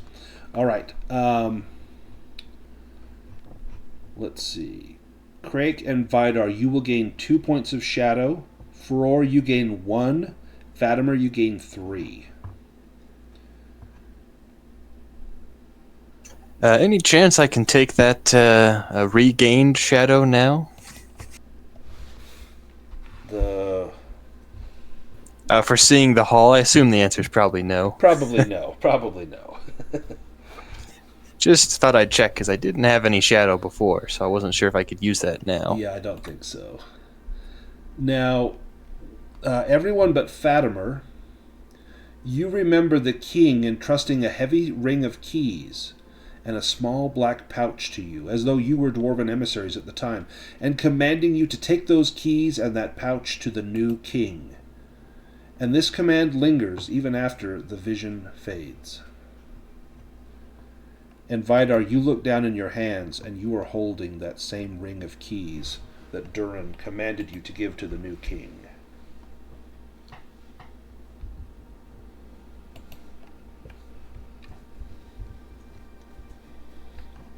Snit-ear does not step into this hall. He stands at the door and trembles, gazing into this room.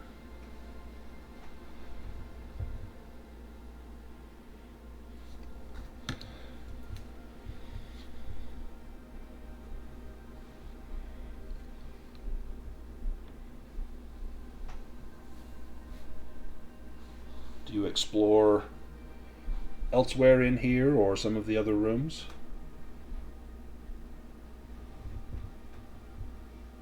I guess there are rooms at the back there. Is that just part of the wall? So there are different, there's alcoves and various closets and other areas. There are statues in here of the Dwarven Lords. There are carvings and reliefs on the walls. You could spend a great amount of time here just studying these things. There is a huge set of stairs that winds around the room. You can kind of see the top of the stairs here, and then it goes around the top of the golden dome. And up in the dome, there's runes etched in the walls, listing the names of kings and their lines, their ancestors and their forebears. This is a place of great reverence.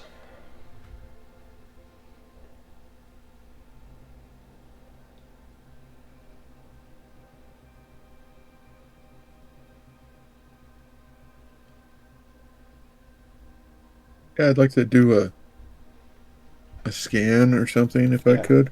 Please do.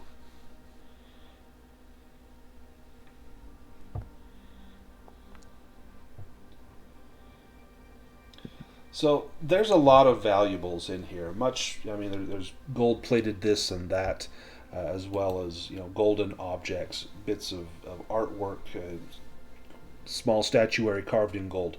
This would count as essentially a greater hoard if you wanted to take any of it. Do you want me to roll on the treasure tables to see how much gold there would be here if you want to take some? Uh, I would first look to Vidar and Frór and ask them what they think. I don't know if it's against if it's bad etiquette to take even a little bit of gold from this kind of thing. You two dwarves, you would know that would be like in modern times, like going into a cathedral and stealing all the valuables. It would be absolutely blasphemous to even consider such things. Yes, I would never consider it, but if you do, you might take caution that you would bring down the wrath of the Dwarven Lords upon yourself, but I will not stop you. Yeah, I probably shouldn't touch anything then. Yeah, those Dwarven Lords are long dead. Now, some of you met one of them, Dror, whose axe Vidar carries. He was one of those 7 Dwarven Lords. He bore a ring of power. And it's likely if you defile this chamber, that the spirits of those Dwarven Lords may well rise up and hunt you down. Yeah, I don't want to fight the spirits of Dwarven Lords right now. Snidir can hold him back. Yeah. In fact, Snidir, he whispers, "Hey! Hey! Someone's coming!" And you see him looking back at the hallway the way that you guys came. And his eyes grow large, and he begins to tremble. And Get in here, Snidir, and we'll close the door. Snidir cannot pass through these walls. I will not. Come and protect me.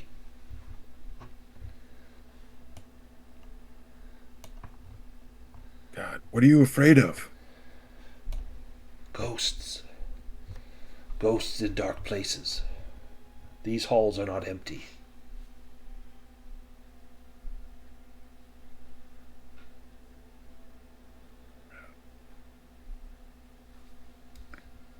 And let me have let me have Vidar give me a roll. This is going to be a scan roll as you're listening for the same sounds that he was hearing.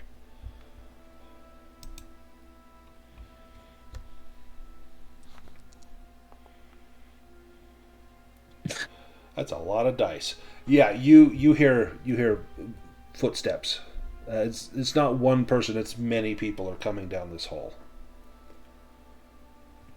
Oh, a party, many of them. Of what, I don't know, but prepare. And Snidir, you can see tears in his eyes. Oh, to be caught out in the open.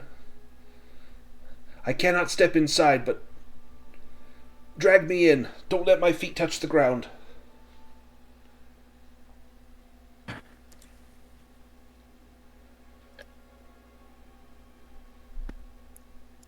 Do you do it? Do you pick him up and pull him in? I mean, that's a big ask. I'll put him on my shoulders. First thing you notice is he's damp and wet. He's probably soiled himself while he was out here trembling. Great. You feel that up on your shoulders. Well, this is nice. But you bring him in, and then Vidar, do you close and lock the door with the keys? Oh yeah, definitely. That sounds like a lot of them. Yeah. Let's take our break right there, and when we get back, we'll find out who is coming down this way. We could tell the orcs to come in here and pick up a bunch of treasure and see what happens to them. Ooh. I'll see you all in about 8 minutes.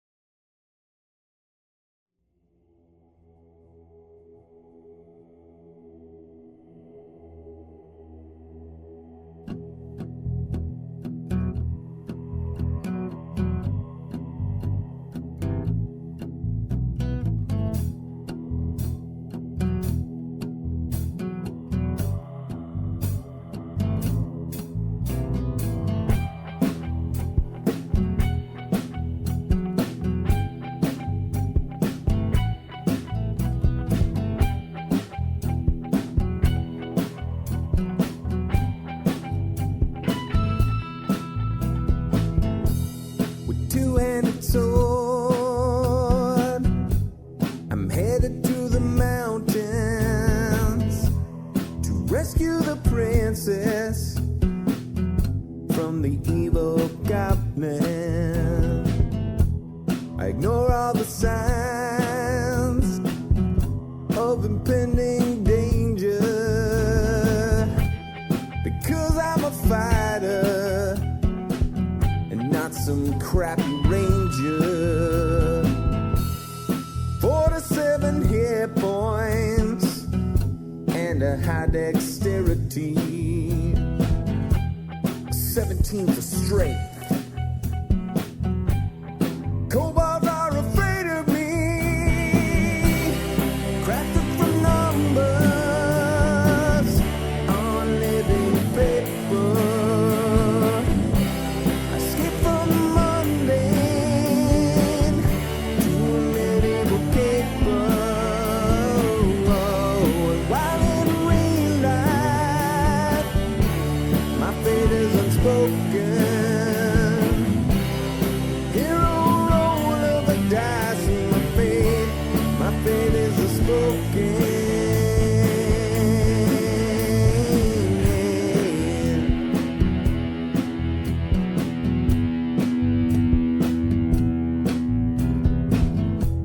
I locate the lair, but it doesn't make much sense to me. I think that the DM might be out to get me. A hero in armor and truth, bards tell my legacy. The flame of my torch illuminates the enemy. I win in a battle, you win foes asunder. Deeper I venture, the deeper I wonder. The bodies pile up before me, the corpses I plunder. The deeper I venture, the deeper I wonder. Crafted from numbers on living paper. I skip from the mundane to a medieval caper. And while in real life my fate is unspoken, hero roll of the dice, and my fate is unspoken.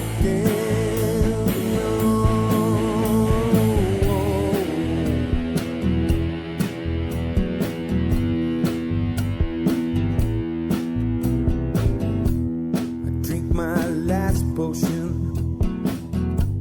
I charge through the open gate.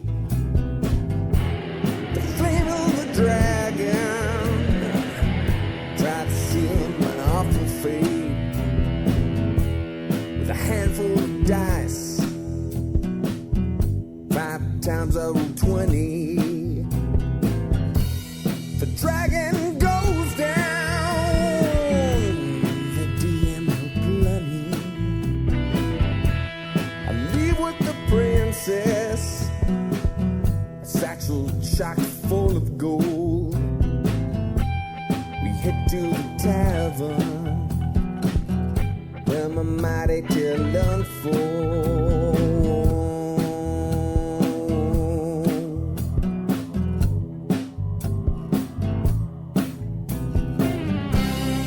Crafted from numbers on living paper. I skip from the mundane to a medieval caper. While in real life my fate is unspoken. Hero roll of the dice, and my fate is unspoken. The king honored me with a mighty crossbow. It's blessed by the elves, he said. I thank him and I go. The life of a hero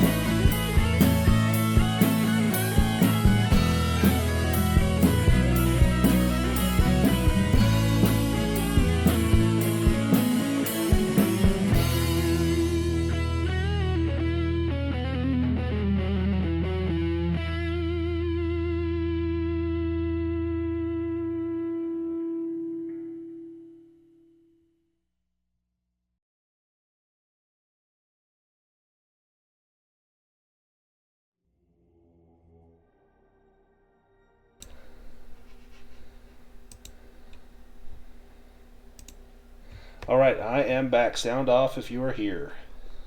Hello. Hello. I'm here. I'm here. All right, we are here. Let's jump back in. So where we left off, we've just locked ourselves in this room, and there's no, you could maybe peer through the keyhole, but otherwise there's no windows from here to peer outwards in there. Do you want to listen at the door? Do you want to peek through the keyhole? What do you do? Maybe try the keyhole. You can give me a scan roll. That's going to have 1 penalty die, so you'll take 1 off of the scan. Okay. Let me give myself a hope then.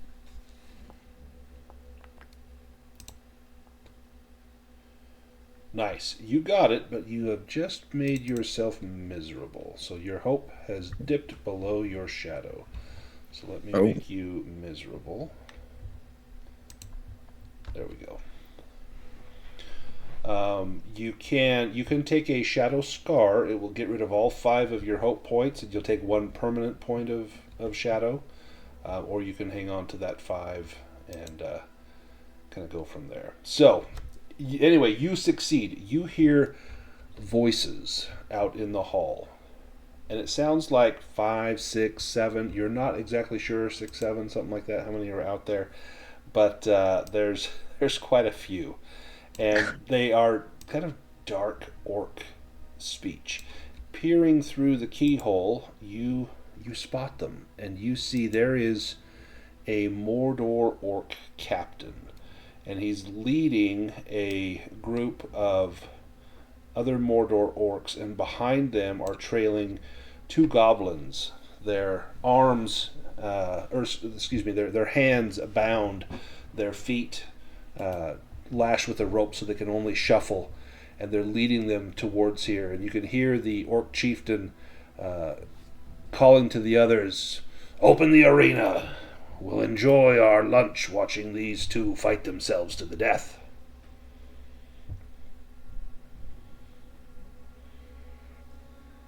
Well, we can take them. There's not that many of them. I'm sure that we will make short work of these orcs. Now, Snit Ear is still on your shoulders. He is squirming, and as you lean down to look through the door, you need to make a roll, an athletics roll, Craic, to keep him on your shoulder so he doesn't fall off.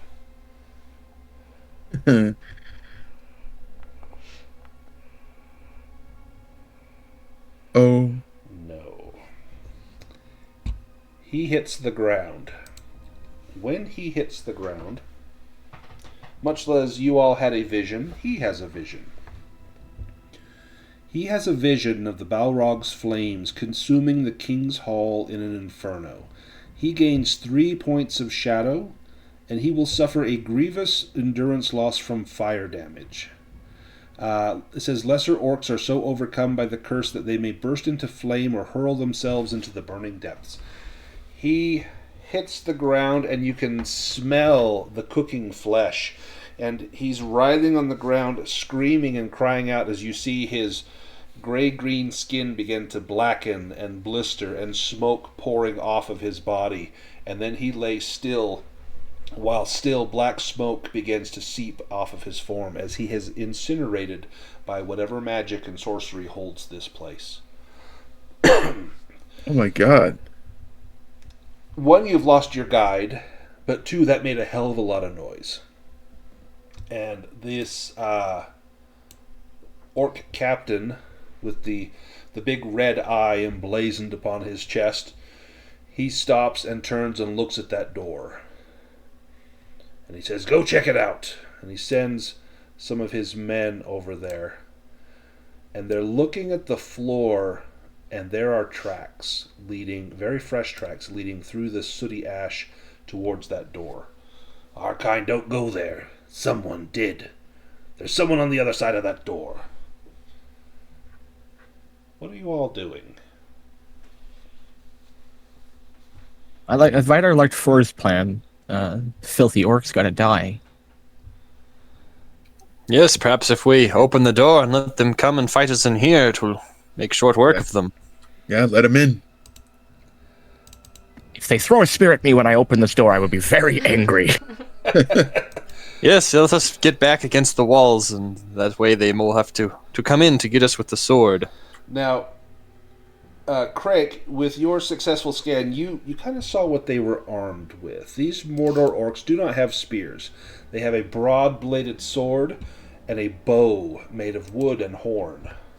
A quiver of black arrows at their back. So even if you were to open the door and step away, you could still be hit by those arrows. But do you try? They all had arrows? Yeah, the two on the end, these two down here, these are goblins. They have no weapons. But all of the rest of the orcs, the 5 of them, they have bows and swords.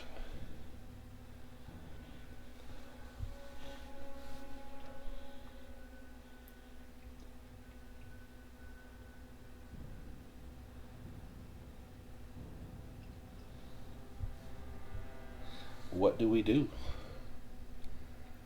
Well, unbeknownst to them, we have Fatimer, the greatest shot in all the Shire. I'm sure that his skill with the bow will outmatch these orcs of Mordor. Well, last session wasn't so great, but the one before was really good, so maybe it skips a session. Well, that last time Fatimer was using his sword. He's more skilled with his bow. Indeed. Vidar, do you fling open the door? Yeah. All right.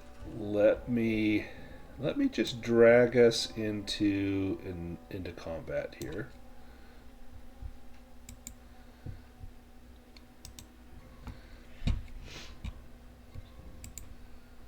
Okay. So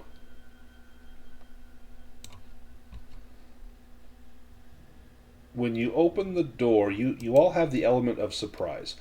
If anyone wants to do an opening volley as the door is open, you may take it. The Mordor orcs know that there is someone there, so these 2 up front have swords drawn. The ones in the rear have their bows out, so they may get a opening volley as well. You all stand to the side and let Vidar open the door. Yeah, I'll do an opening volley. Frór, your bow falls short, as does Fatimer. Craic or Vidar, do you have a bow or a spear or something you can throw? Yep. Ooh, come on. Oof. Ooh. Not quite.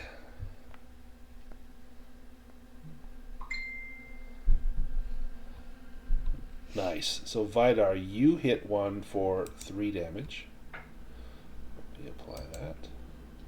Excellent. And these are no run-of-the-mill orcs. These Mordor orcs are significantly tougher. We're going to get a couple of shots. The Uruk captain, he's going to fire at Vidar.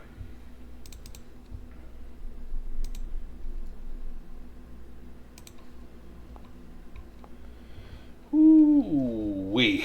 Okay, that's going to be a piercing blow. I'm going to make it a heavy blow as well. Okay. Wow. Vidar, that's going to be 10 points, and then you need to make a protection roll or be wounded. If you want to click on the protection roll test in the chat, you are protected. Excellent.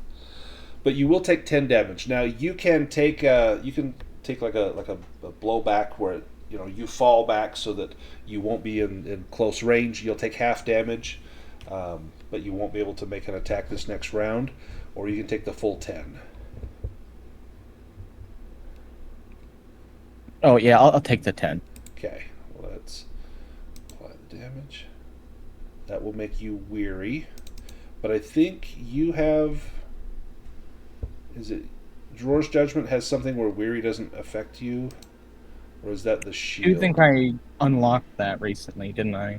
Yeah, so rune scored weapon. When Right. you make an attack, you ignore the effects of being miserable or weary. So I'm going to mark you as weary, but so it looks like it did. So when you make an attack with your axe, let me just double check. I think that it pulls up something to ask if you are weary. Let me just double check so you can get rid of that. What if you attack with your axe? You swing it. Yes, so when it pulls up the secondary screen, one of the first things you'll see, it says health impacts, weary roll, weary or not weary. Just slide that over to not weary when it's your turn. But yeah, you take a cruel hit from that captain.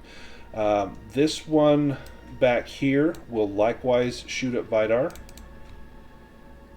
with his bow of horn.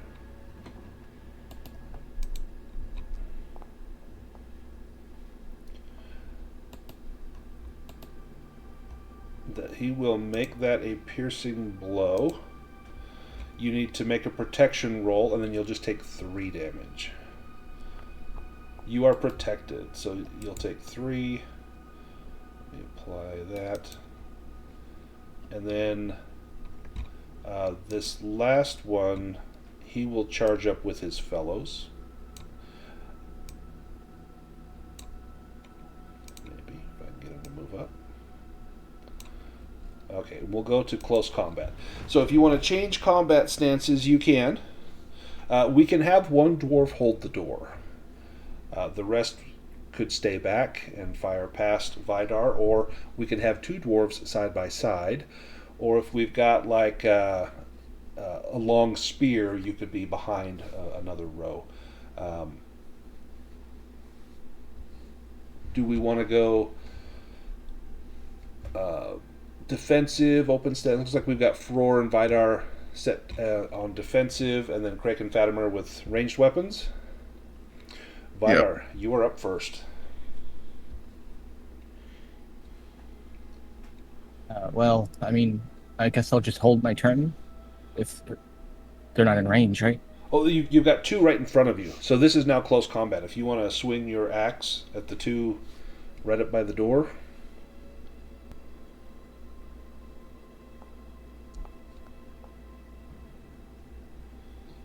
And that is a fail. Frór, your turn. Well, Frór will go form a shield wall at the door. It would take 100 orcs to get past such a formidable blockade, especially with the goodwill of the Dwarven Lords behind us. Not even the Balrog made it into this chamber. 2 dwarves can hold this door. As long as people can start hitting.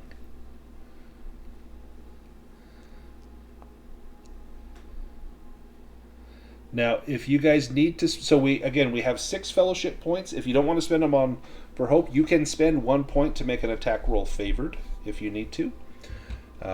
That's certainly an option. We've got 6 of those attempts, and then also I think it is Vidar. If you hit with your axe, remember people will regain endurance, which is super useful. And with the Shield of Smaug.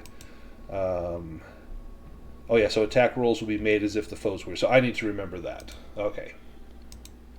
Let's go to Craic. Your turn. Okay, I'm targeting this guy. Okay. That is the captain. Okay.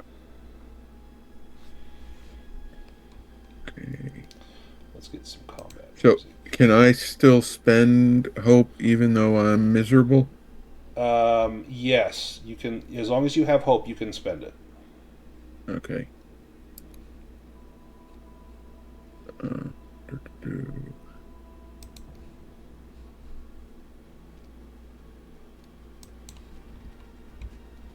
Nice. Okay, so that will be a piercing blow. Let me give him a protection roll. He is protected, but he takes 11 damage. Nice. Huge hit on him. He is almost at half. Fatimer.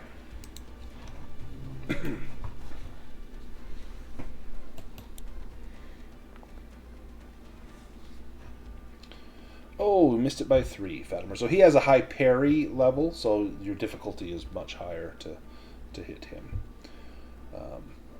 We go to the Uruks. Let's see. This one is going to go over with the goblins. And he is throwing the goblins down to the ground. We're only going to have 2 that can crowd the door.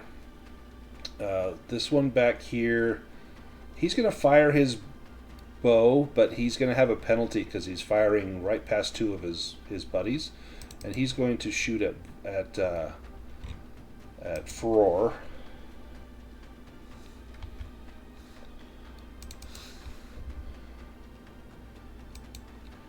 We'll give him a penalty die, and the attack is made as if he is weary. Correct? Yes. Oh, okay. Well, the Eye of Sauron counts as an automatic success for him. You need to make a protection roll against his attack, and you'll take 3 damage. You are protected, but you do take 3. I'll go ahead and apply that to you. Excellent. The goblins hurl themselves to the ground. The captain will fire a bow, and he's going to fire at Vidar. He'll have a penalty as well on that.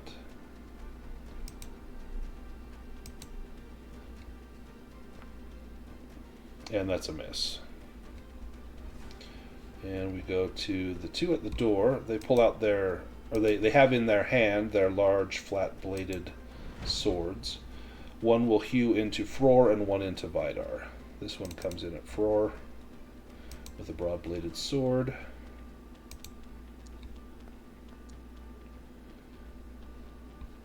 And that is a miss. And then one will go at Frór, likewise. But his will be as though he is weary.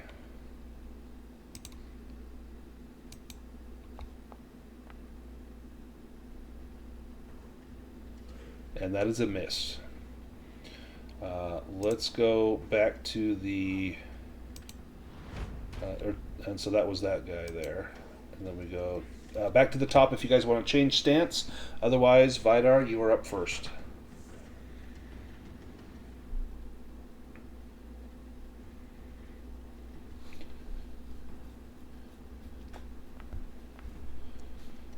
Ooh, an Eye of Sauron.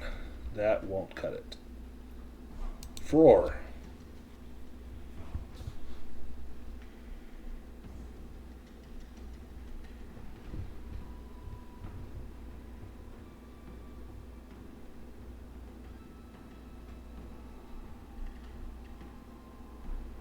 I will spend a point of hope, and I will use my hatred of orcs to give me my inspiration. Excellent.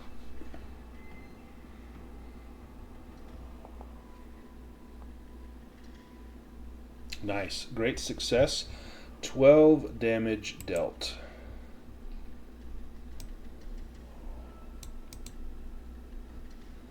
And that one... You were attacking this one here, right? Yes, I believe that's the one. He is almost down. Craic, and then Fatimer.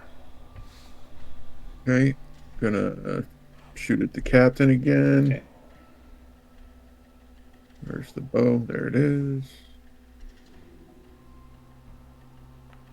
Come on. Damn. Oh, Missed. missed by 3. Fatimer. I will use hope. You got him. Oh, piercing blow. So it'll already be a piercing blow, so make it Yeah. a heavy blow as well. Nice. Alright, makes a protection roll. He is wounded. Nice. Okay, so he has... what's his might? He has might 1. Okay, so how do you kill the Black Uruk Oh. captain? Beautiful. I think as I'm standing in the back, I shoot the arrow through the in between the dwarves standing by the door, and it flies past all the orcs and everyone standing by the door and goes straight for him and maybe hits him in like the side of the neck or something. Yeah, and your arrow quivers in there. This is a Shire arrow, right? Yeah. And to see the free people stand up to the rising tide of darkness like this, that Shire arrow plunks right into his neck, and he falls and hits the ground, his hand grabbing for his neck as a stream of blood is ejected straight up into the air and splashing down onto the ground around him as he writhes in pain, wheezing from this open wound in his neck. Awesome. Yes, 3 cheers for the Shire. This guy, he's going to drag the goblins. And he's going to drag them over here, kind of by the captain.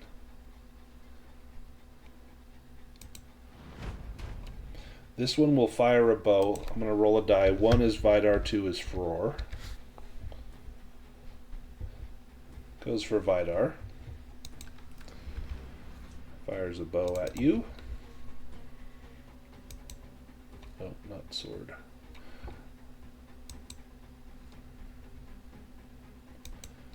Bow of horn with a penalty. And that is a miss.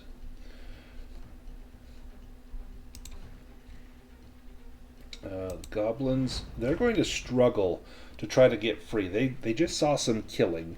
The captain is down, and they're going to try to overpower this other orc. And so they're tussling with that orc, effectively tying him up.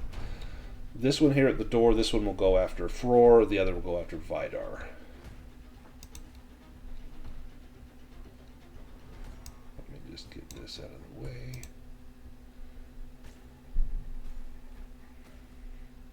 Let's see.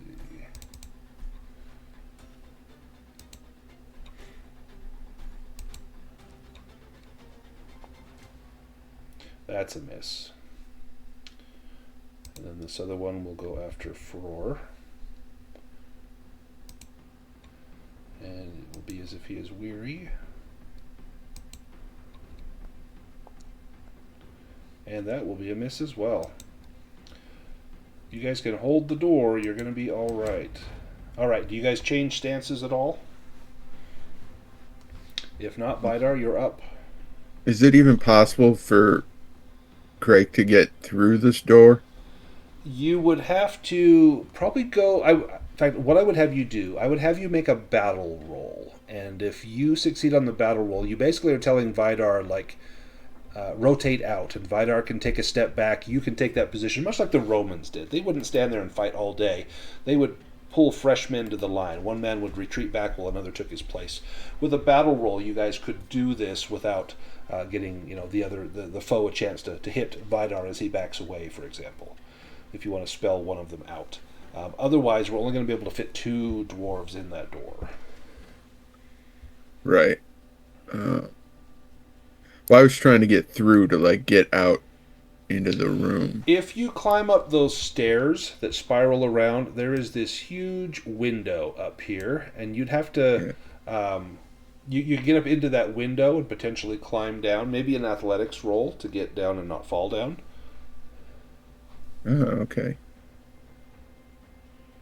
Because I don't know if, like, from where I am inside, like, can I even hit this guy with my bow, or is he too far?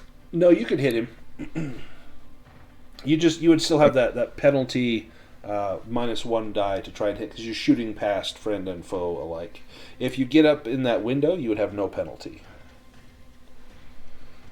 So you could just spend this round getting up there to the window, and then next round you'd be able to shoot with your bow unimpeded. Okay, yeah, actually, that's what I'll do. I'll go up there. Perfect. Well, Vidar, if you want to take your action, and then Frór, and then Craic, yours will be moving, and then Fatimer, you can shoot.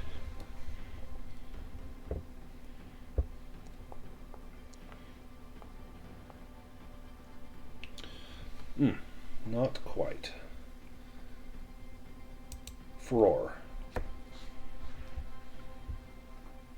Can I lend Frór a point of hope for Yeah. my fellowship focus? What do you say to encourage Frór?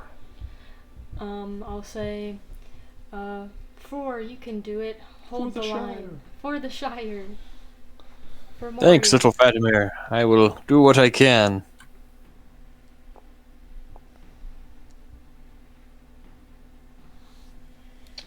Wow, for 19 damage. Nice. Holy Okay. smokes.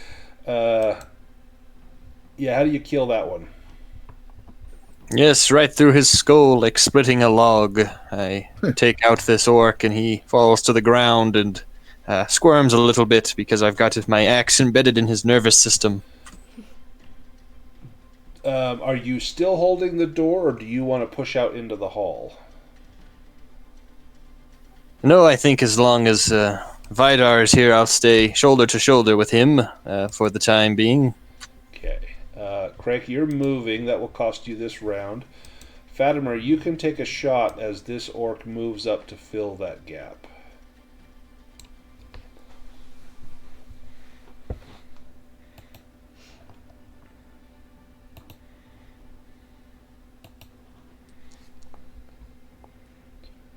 Oh, Fatimer, that was terrible. Nice try, but poorly executed. This guy is... he's going to start swinging his sword at the goblin. He's going to... One of them has gotten on top of him. He's going to try and just stick him in the guts.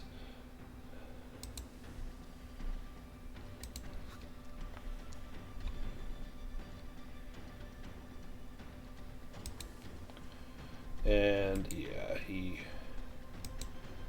he takes one of the goblins out. This one at the door. This one will go after Vidar.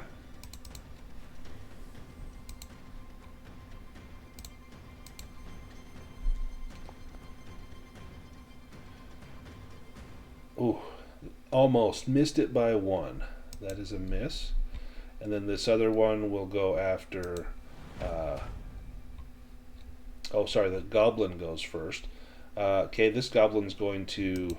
He's going to lay into this orc. He does not have a weapon. He uses his claws. I'm going to take a penalty die on that. No, and that's a miss.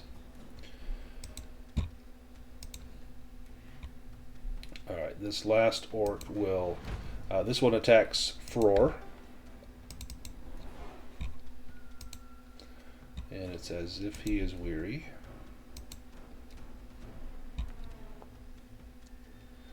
And no, absolutely not. Okay, anyone want to change their stance? If not, Vidar, you're up first. Do you want to spend a fellowship point to make your roll favored, or spend hope?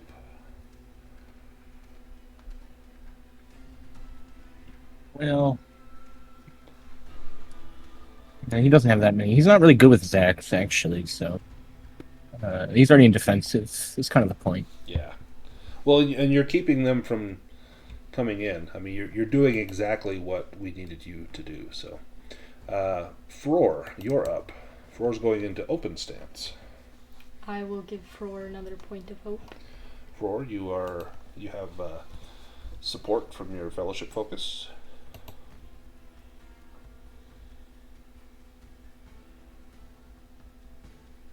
I too will spend a point of hope. Okay.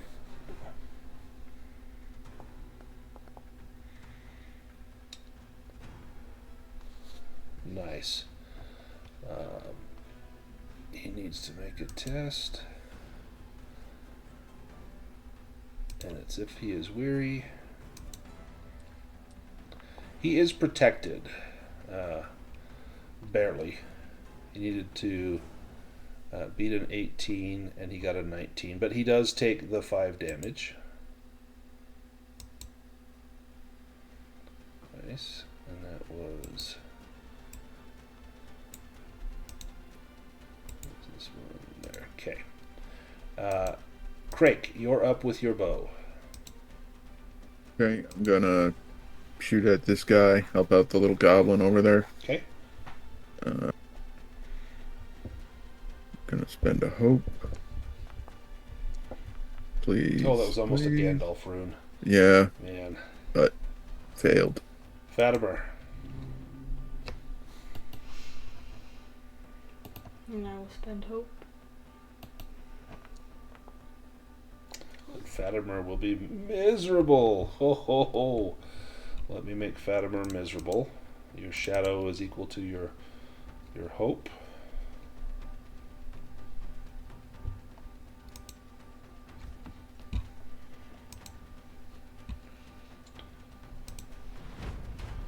Alright, this guy will attack the goblin. The shots ring down upon him from up on high. He hits the goblin.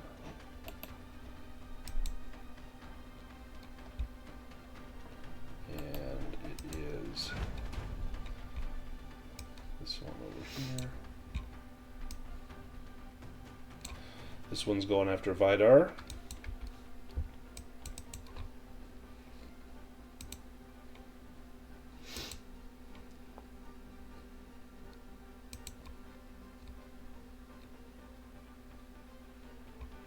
And that is a miss.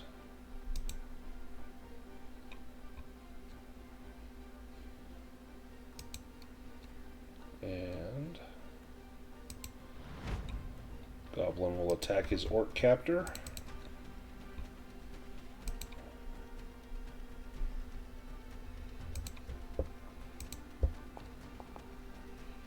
Oh, and he hits him. Not with a knife, but with his claws. Rakes his claws across him, dealing a little damage. This one will go after Frór.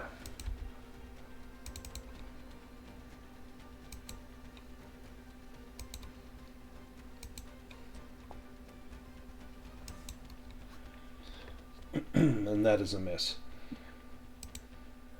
Frór, you are up, unless anyone else wants to change their stance.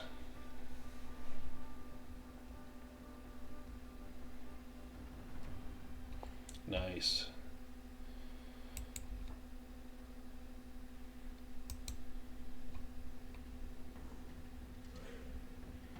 And Vidar, you're up.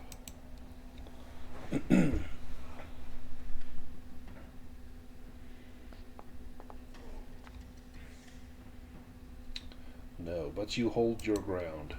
Craic. Okay,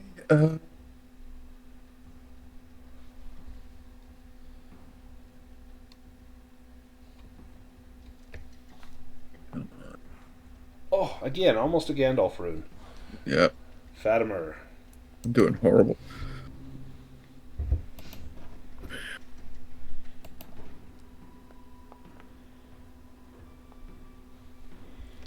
No, your arms have grown weary. Alright, this one's going after the goblin.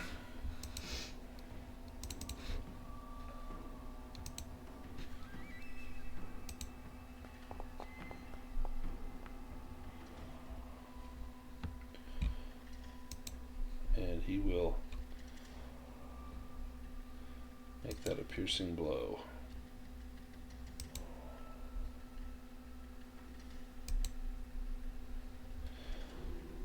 And the goblin is decapitated. I couldn't save him. No, you tried. It was valiant. Alright, let's go to the two in the doorway. This one on Vidar.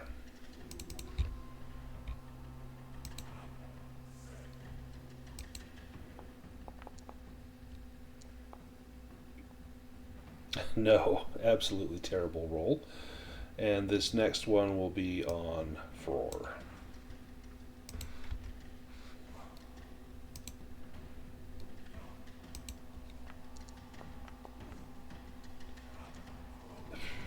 Nope, just as bad. All right, we go to round 6. Anyone want to change stance? If not, Frór, you are up first.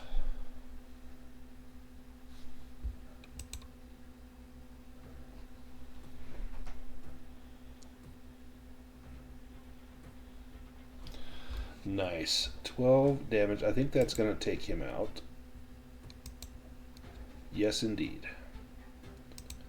Do you hold Yes, the door or do you move up? No, I hold the door as I sweep his legs and then drive my axe down into his chest and say, "For Fatimer." Vidar, your turn, seeing your fellow dwarf hew down the orcs before you.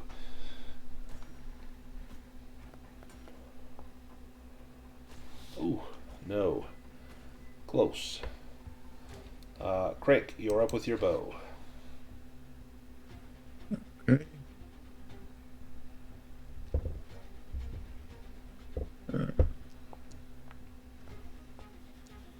Oh my gosh. My God. Wow. Just not happening with the bow tonight. Fatimer, Nope. show us how it's done.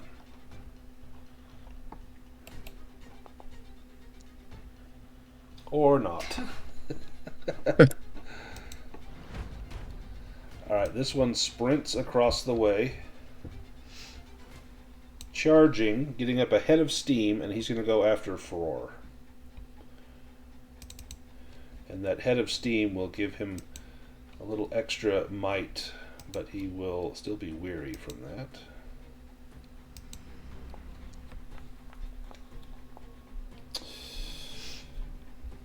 Missed, even with a 10, because of the weariness. That the rune-scored shield proved to be the difference there. His fellow will go up against Vidar.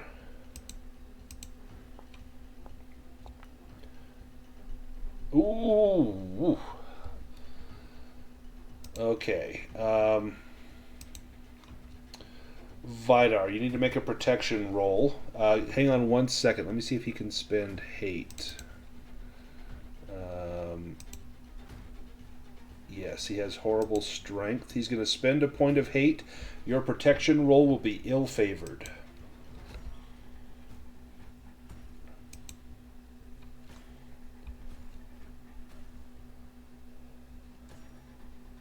How do I do that? So when you Okay, I see. I hit fear and then take it towards. Yes. Yep.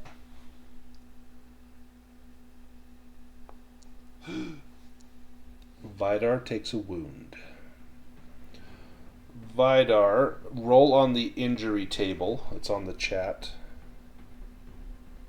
Come on, Gandalf rune. No, so the injury will last for 5 days. You're also going to take 9 damage. You can reduce that in half. It would be 5 damage and be knocked back, or you can take the 9. You're already weary, so it's really not going to matter much. Do you want to take the knockback, or do you want to take the 9 damage? You're at 15. Just take the 9.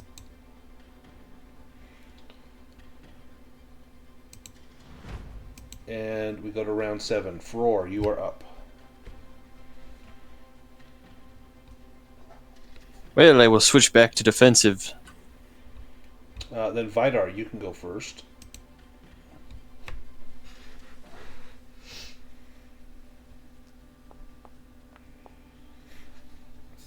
No. Frór, you are next.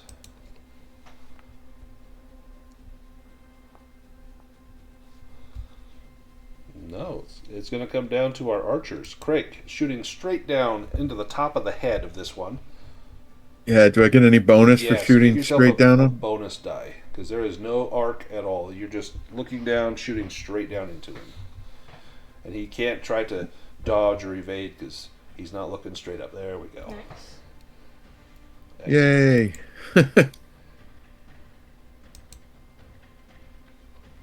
Excellent. And Fatimer.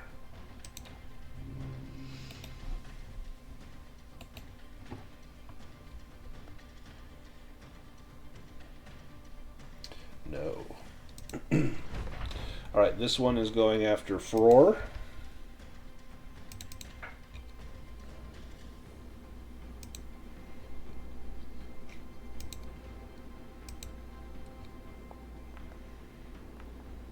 Not even close. And this other will go after Vidar.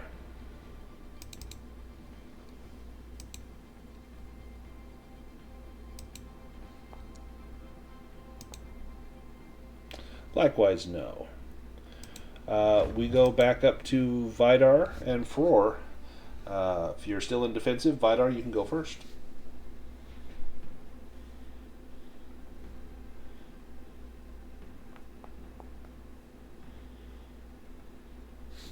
No. Frór. I will let out a throaty dwarven battle cry, Baruch Kazad Kazad Amenu, as I swing my axe in.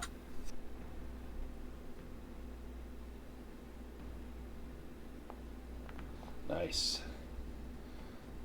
The blow lands, dealing 5 damage. We go to Craic.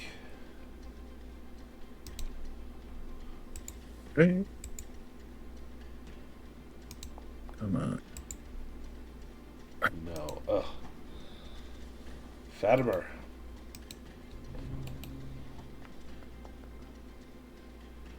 Ooh. Fatimer. Automatic failure because you are miserable.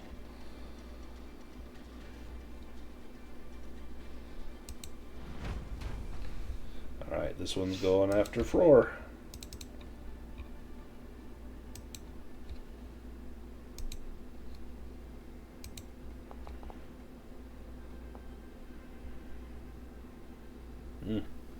These orcs fight so weak, you'd think we were fighting goblins. Yeah, you've had a tougher time with goblins in some cases. This one will go after Vidar.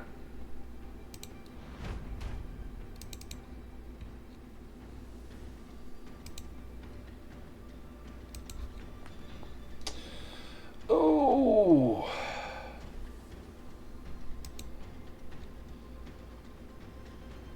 Okay, Vidar. Need to make a protection roll. Second wound and you are dying. Ooh.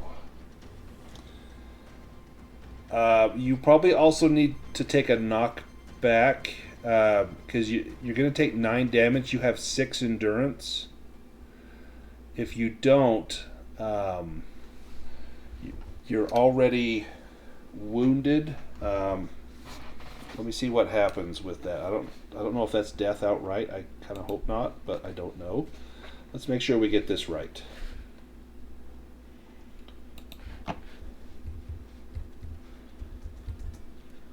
So you will need a successful healing. Oh, so you're going to fall unconscious. That's what'll happen with the endurance. You'll just fall unconscious.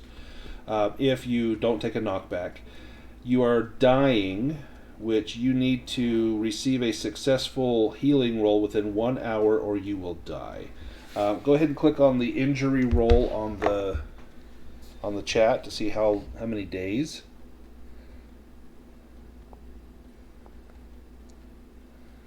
A Gandalf rune would have been fantastic. So it'll add 3 days to that. Do you want to take a knockback or do you want to go unconscious? I'll go unconscious. It's like he is trying to hold. Yeah. So you would stand until the very ground came up to meet you. Okay, so you are effectively out of combat. You're going to be severely injured for 8 days, but you need a healing roll within an hour or you will expire. Thankfully, we have a healer, and he can get a magical success, so you can definitely not die. But you're going to be wounded for some time. This is what the orcs were waiting for, waiting to crack that shell. Frór, you now stand alone at the door. And Fatimer, do you want to stay in range, or do you want to draw out your sword and charge up? You have your new magical sword. You're terrible with it, but... Yeah, I am terrible with it. I think I'll just stick with my bow. Okay, Craic, your turn.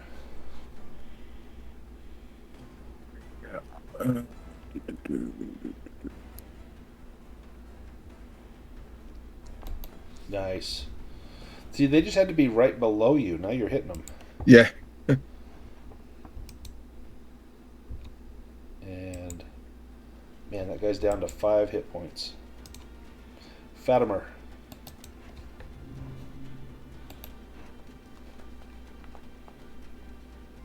Fatimer, ones will not do it. Alright, this one is going to go after Frór.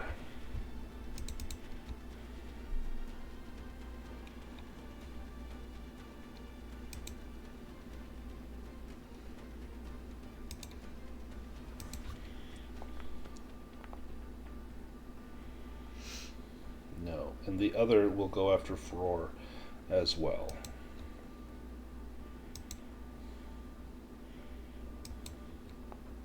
Your rune-scored shield begins to glow as you absorb the blows of these enemies. And we go to round 10. Yes, I fought rabbits with more might than these orcs. Frór, you Yeah. are up. I'm changing stance. Okay.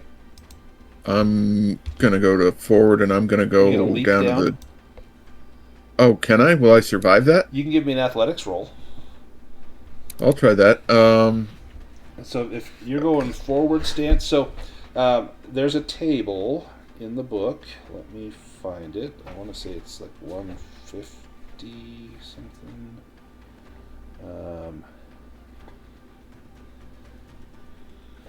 Where is it?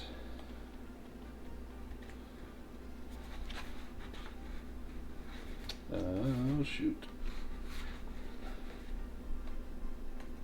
There it is. 134. So for falling, this would be a short fall. There's a chance of a moderate endurance loss. And what moderate would mean is that you would make a favored roll on the endurance loss table. If you pass your athletics roll, you don't need to take this. If you fail it, you may suffer some endurance loss from this fall, and there's a very slight chance that you could be reduced to 0 endurance, knock yourself out. But I think it's awesome, and I will give you a big bonus on your weapon attack as you drop down. So if you want to make an athletics roll, you can hurl yourself down. Yeah. Hell yeah. I'm jumping down. There we go. Oh, nice, with the Gandalf rune. Okay, so you can add 2 bonus die to this attack as you hurl yourself down on top of the orc. Okay. That was cool. And so then I'm gonna use my sword. I think I got everything. Great success. 12 damage with your sword. Is this the first time you've used your new sword against an enemy? I don't think so. Yeah, I think I got to use it once before. I think you've used it before. Let's see, this has a bane, but it's not orcs. I think it's trolls and undead. No. Yeah. Yeah, it was undead. Excellent. Might be trolls too, yeah. Yep, trolls and undead. So the blade sings in your hand as you drop down, letting your weight, your fall be broken by the body of this orc as you drive the blade through it. How do you kill him? Do you cleave him in half, or what would you do? I was thinking, I'm holding it downward, and it's going right in, like, on the back of his neck. Ooh. And plunging straight down, and then coming out the front of his chest, like underneath the sternum. Oh, that's awesome. So Frór, all you see this flash of light and a shadow fall behind the orc, and then the tip of the sword blade just juts out from between the bottom of his sternum and the top of his navel, just protruding from his guts as black blood sprays the ground in front of you, and the orc collapses in a heap with Craic on his back. Frór, you are emboldened by this. Your turn. 1 Mordor orc remains. 1 black Uruk. Do I get a bonus die as I see the Yes. great deed from the ranger? Yep, take a bonus die.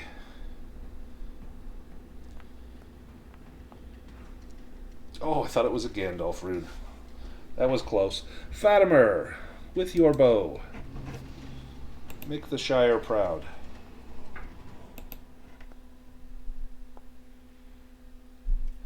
Well, Nope.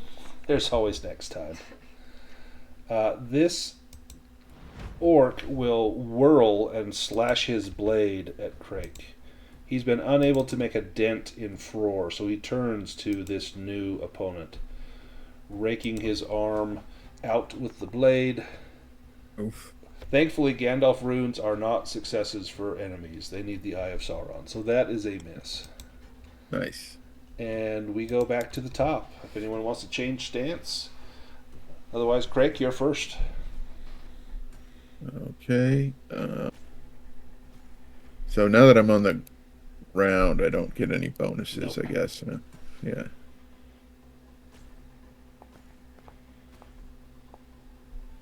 Oh, auto failure because I'm you're miserable. Yep. Frór, your turn.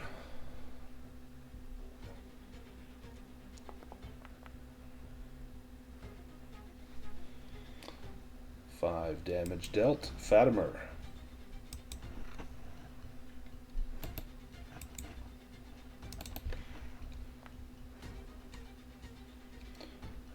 Oh, Fatimer. That one is just not helping. I know. Alright, the orc, I'm going to do a 1 is Frór, 2 is Craic. As he's slashing back and forth, he goes after Craic again. This time he chops at the outside of your left leg, trying to bring you down to the ground.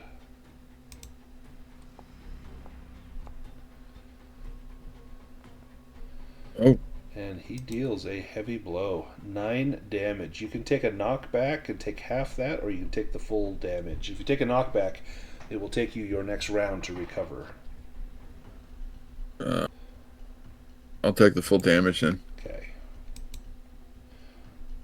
And now you are weary. Let me mark you as weary. Oh, it already did. Excellent. All right, that was round 11. This thing has gone way more rounds than I thought, but we're at the very end of it. Craic, you're up. Okay, let's try this again. Terrible. Oh, the one on the feet die is just not helping out. Frór, Nope. what have you got? I will spend another point of hope.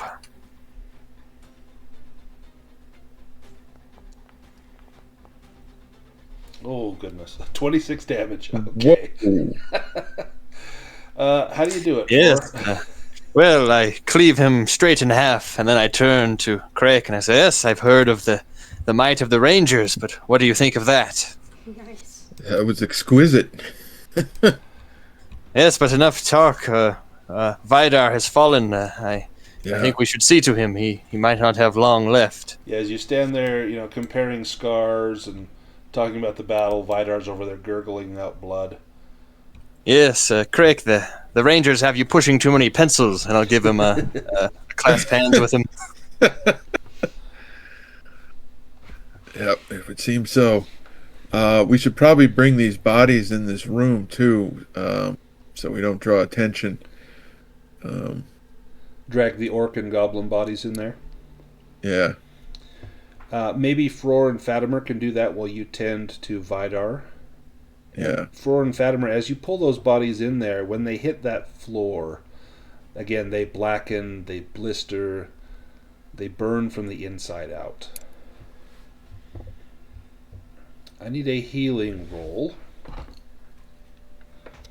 Yeah, I have the new Thistlebeard herbs. Now you could spend a point of hope to make it an automatic success, but you only have 1 point of hope left. So this would be your last little bit of hope if you want to use it, or you can make the roll. If you fail the roll, someone else can try, but there's a chance he dies. I say just leave it to fate. It's the last point of hope. Well, we earn hope back. Yeah, we've got at least 6 points we can get back, and if we do a fellowship phase, you can get more back. So it is possible to get some back. So I'll do it. I'll do the magical success. Nice. So auto success. Let me look at the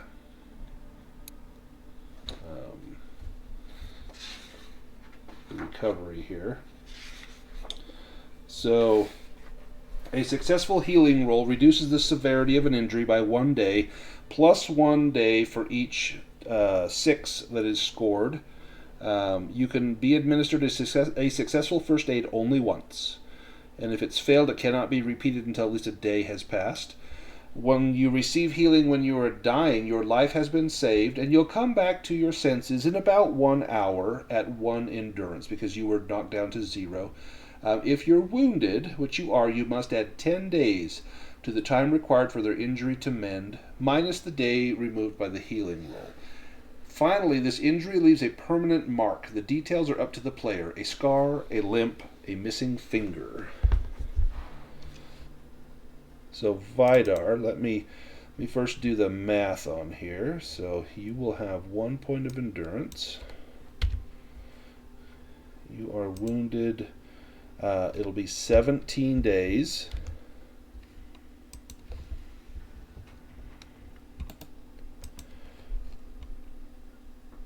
Let me get the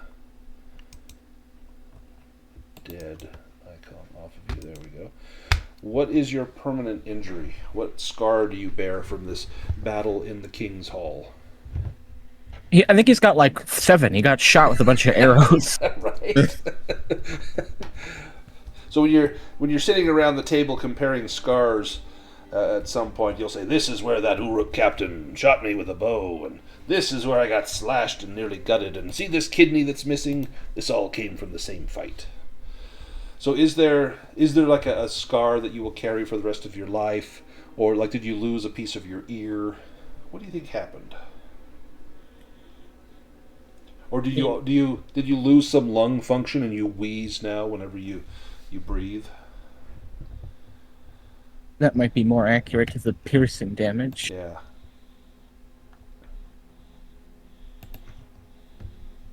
So maybe there's a raspiness to your voice that just never goes away. So you are... it takes you some time. You guys will need to stay here for at least an hour. That will give everyone a chance to do a short rest, which will help you to recover at least some endurance. Unless you are wounded, you'll recover... in fact, I don't think you get any on a short rest, but those the others will. So if you guys want to do a short rest, it's going to take that long to heal up Vidar. So on your sheets, if you've taken endurance loss, which everyone but Fatimer has, you can do that short rest.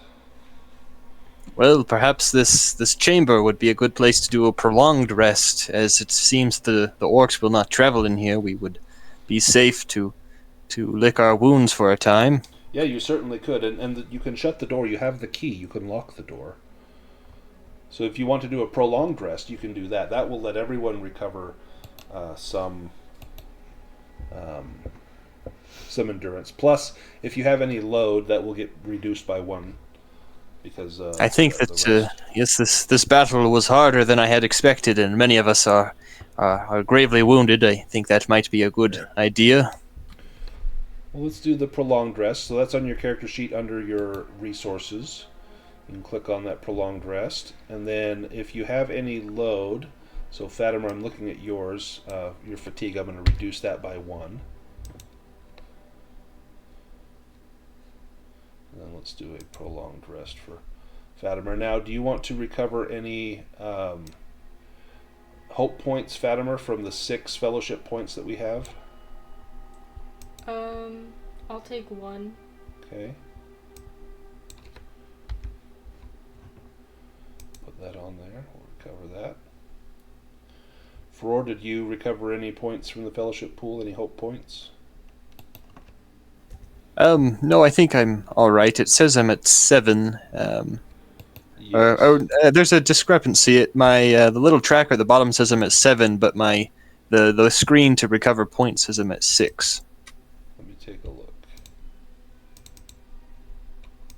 I thought I was at 6. I'm pretty sure I spent an extra point there at the end. Let's see.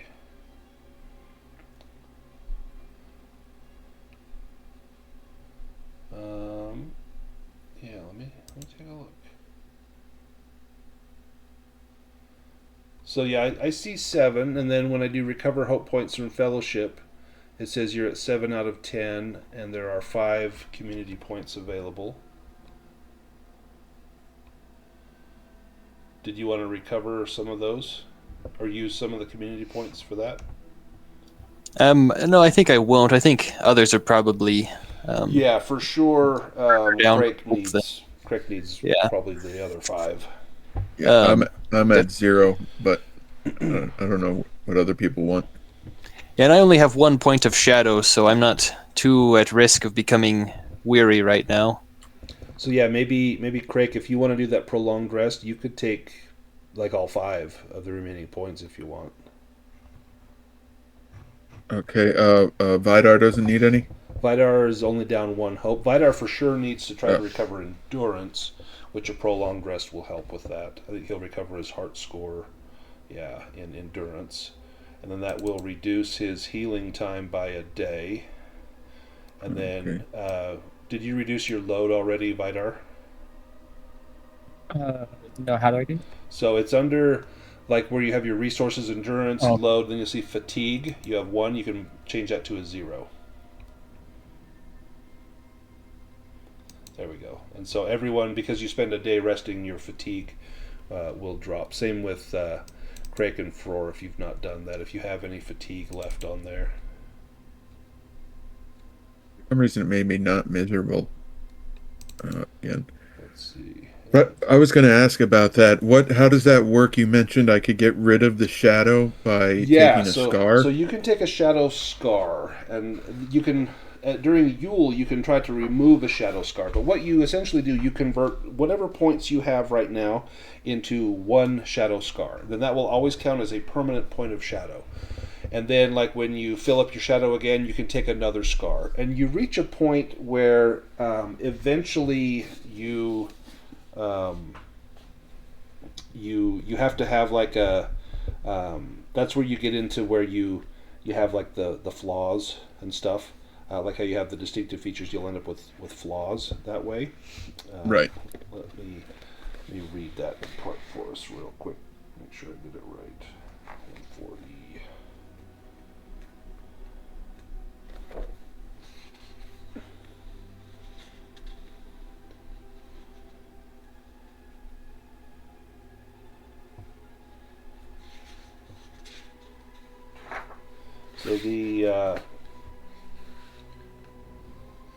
So whenever your shadow score reaches your maximum hope score, so if you reached 11, Craic, then you would have to have a bout of madness, and then you would advance on your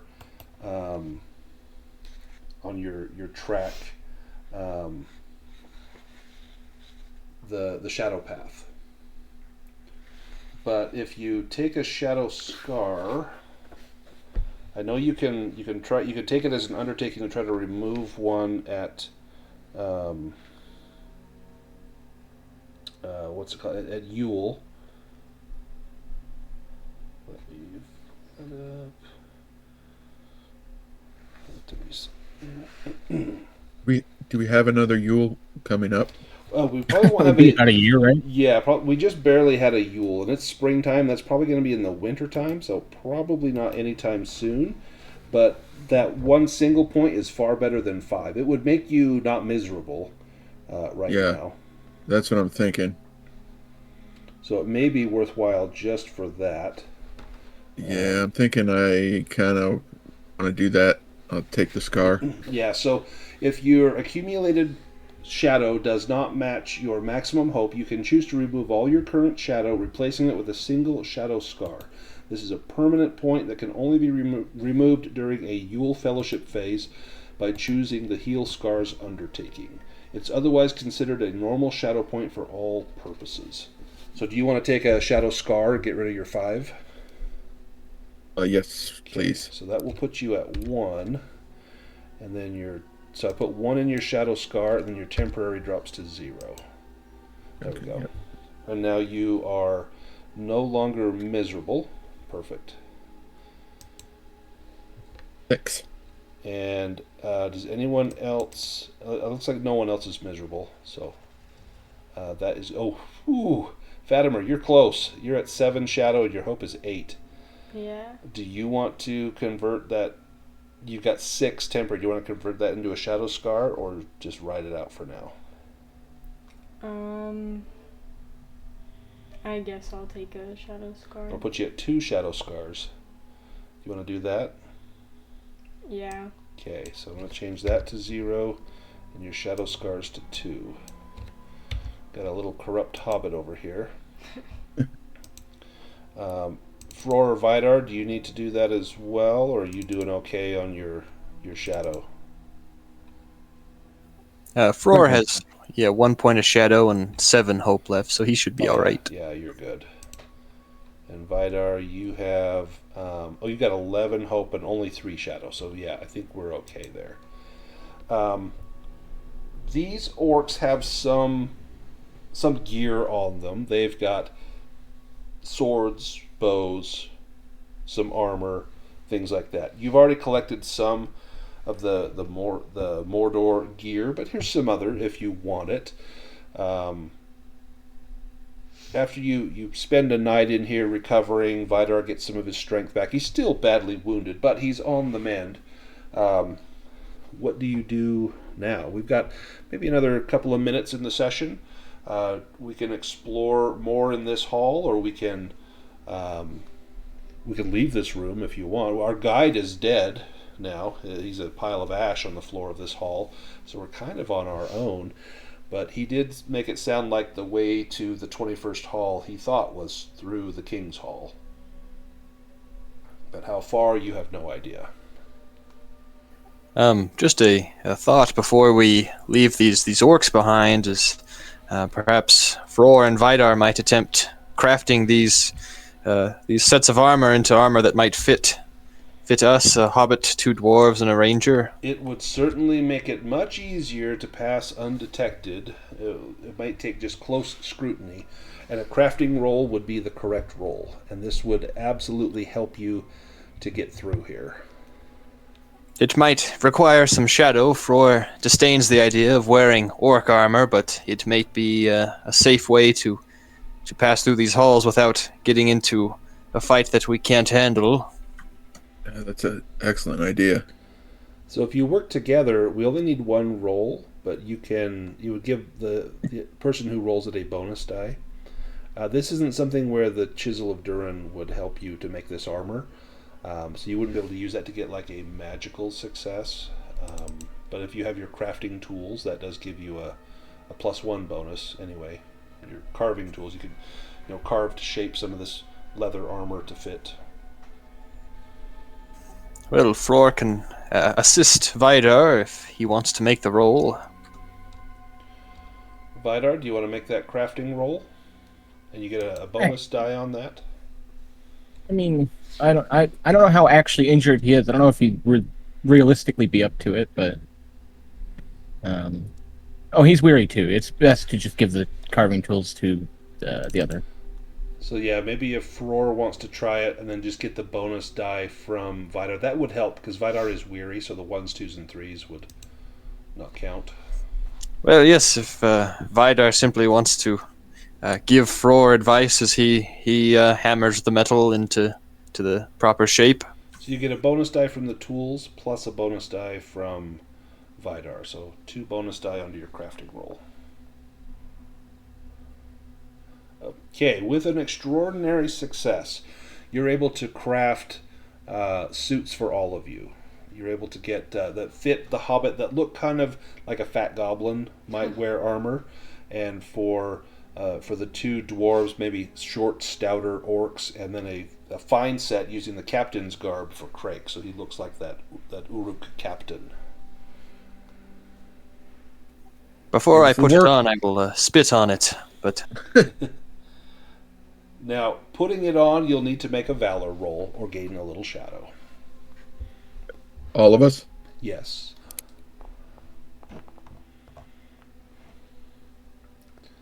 Nice. No problem for Frór. Whew. No problem for Craic. You've smelled worse armor. Fatimer. It pinches. It bites. It binds. You'll take 1 point of shadow, Fatimer. Sorry, Fatimer, I would have loosened the gut a bit more had I been able to try it on you first. Oh, that's alright. It's a little tight in the gusset. And how about Vidar? Can you give me a valor roll?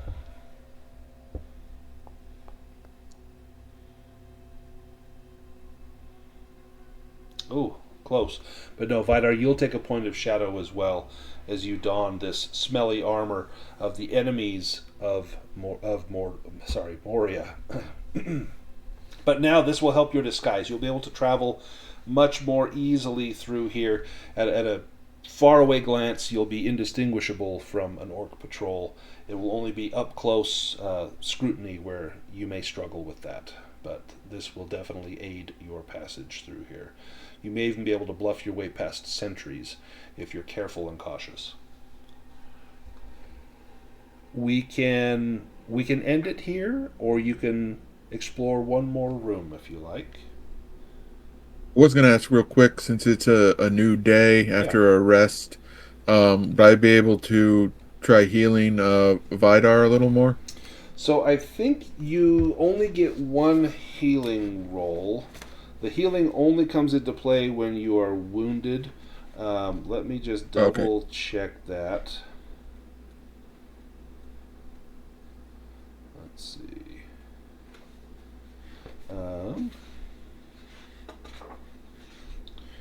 Yeah, so each hero may be administered a successful first aid only once. A failed one can be repeated when a day has passed. But if you've had a successful one, which Vidar has, then that's where it will stay. Now, you guys have an option. You can stay here for several weeks. You'll have to go find water, but you've got a safe place. Vidar's wound will take 17 days to heal completely. He's still, like, you rest a couple more days, he'll recover more endurance. Endurance isn't the big thing, it's the wound. Because if he takes one more wound, he's back to dying. And so that's the danger. Now, to stay here 17 days, orcs are not going to come into this room. You will be safe in this room. But do you want to spend that amount of time? At some point, someone will have to go find some water. So do you trudge on with a wounded Vidar, or do you send someone in search of water? Or you could all go in search of water.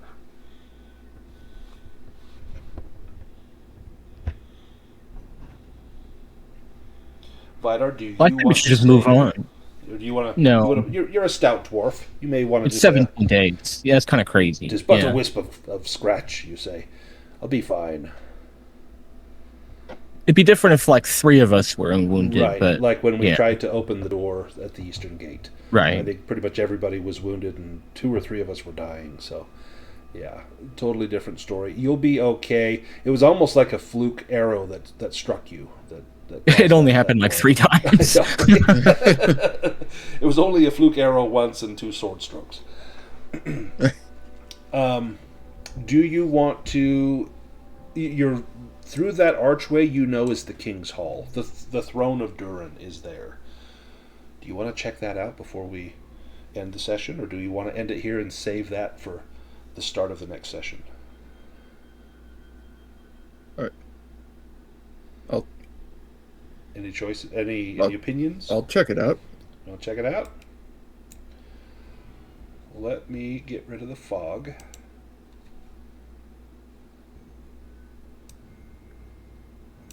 Do.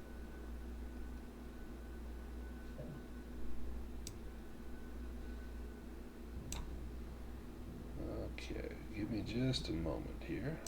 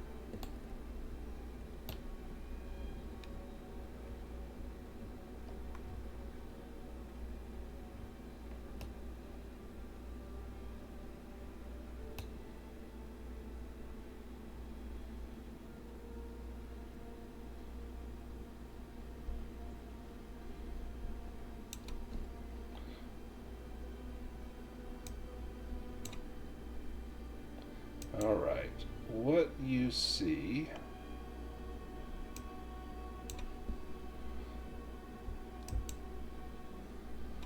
Let me get my book here. Entering the King's Hall is disconcerting after being in the despoiled ruins and looted chambers of the rest of Moria. This hall has been untouched by orcs, gold, and beautiful things still glitter in the torchlight. There are skeletons of dwarves that lie along the walls, and there's a huge burn mark that has consumed much of the silver floor. The throne of Durin, too, is toppled and scorched, as if some gigantic blast of fire struck it, and whoever was sitting there. Of King Durin the Sixth, nothing remains but ash. There are many side passages, side galleries, one of which is the private chamber and audience room of the king.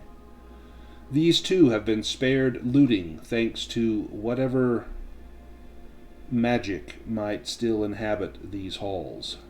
Very likely the same that gave you the vision and burnt the orcs. There is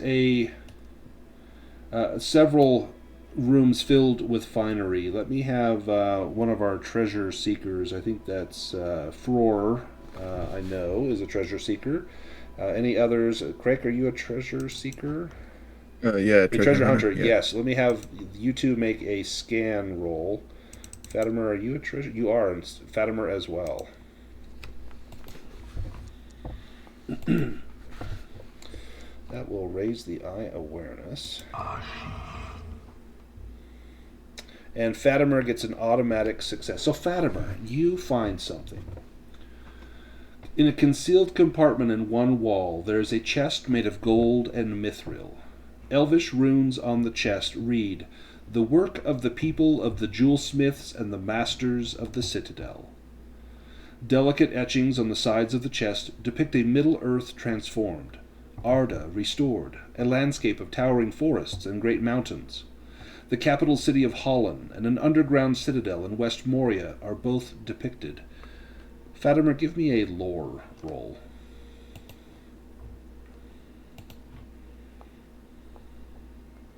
Oh, wow. Wow. This is likely the very chest in which the 7 rings were brought to Moria and distributed to the 7 lords. Oh, wow. And all of you can recover a point of shadow for that. This is an incredible find.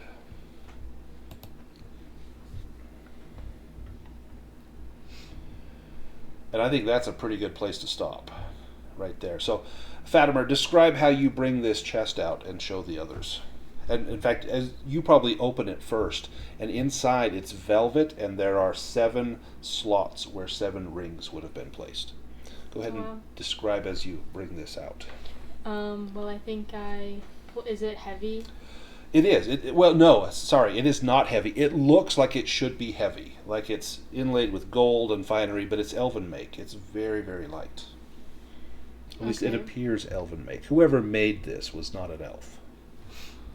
So I think I pull it out and I just hold it up to the lights and admire it for a few seconds, and then I bring it over to the group and I hold it out in front of everyone and open it up and just take a moment for everyone to just admire this. And probably everyone goes, you would know what this was. You all have heard of the rings of power held by elves and dwarves and men. Probably not of the one ring, but you know that the dwarves, especially Frór and Vidar, knew that there were 7 dwarven lords that had rings of great power. In fact, you saw a statue of Dror in his tomb, and there was a ring on the statue of the finger of the statue. But when you found his body, his finger had been hacked off and the ring stolen. But as you look at this, you run your hand over that velvet covering, letting your finger drift into the little gap where the rings were held, and you get a sense of the power that was in there. But little do you know who the craftsman was that made these rings and exactly what that power was. It was the power to enslave. But this is another tale for another story. But seeing this, you know that this is one of the great treasures of Moria. And that's where we'll stop the session. Let's do some experience points. So 3 skill points, 3 adventure points. Let's get those applied. Excellent, and we can spend those during the next fellowship phase. Now we could stay here for a couple days and do a fellowship phase. That would let you spend skill points and adventure points to improve skills, combat proficiencies, valor, or wisdom, if you have any points to spend. It would also give you a chance to recover some more hope. You would recover your heart score worth of hope. But we can decide that between now and then. We've got 2 weeks until then, and we'll have Thranin back with us, which will be nice. Any questions about the session before we sign off for the next 2 weeks? All right. Well, I will get the video posted. Thank you so much, everybody. That battle was tough. That could have gone an incredibly worse way. I'm glad it ended the way it did. And Craic, your axe was missed. We'll be glad to have you back with us next time. I will see you all in 2 weeks.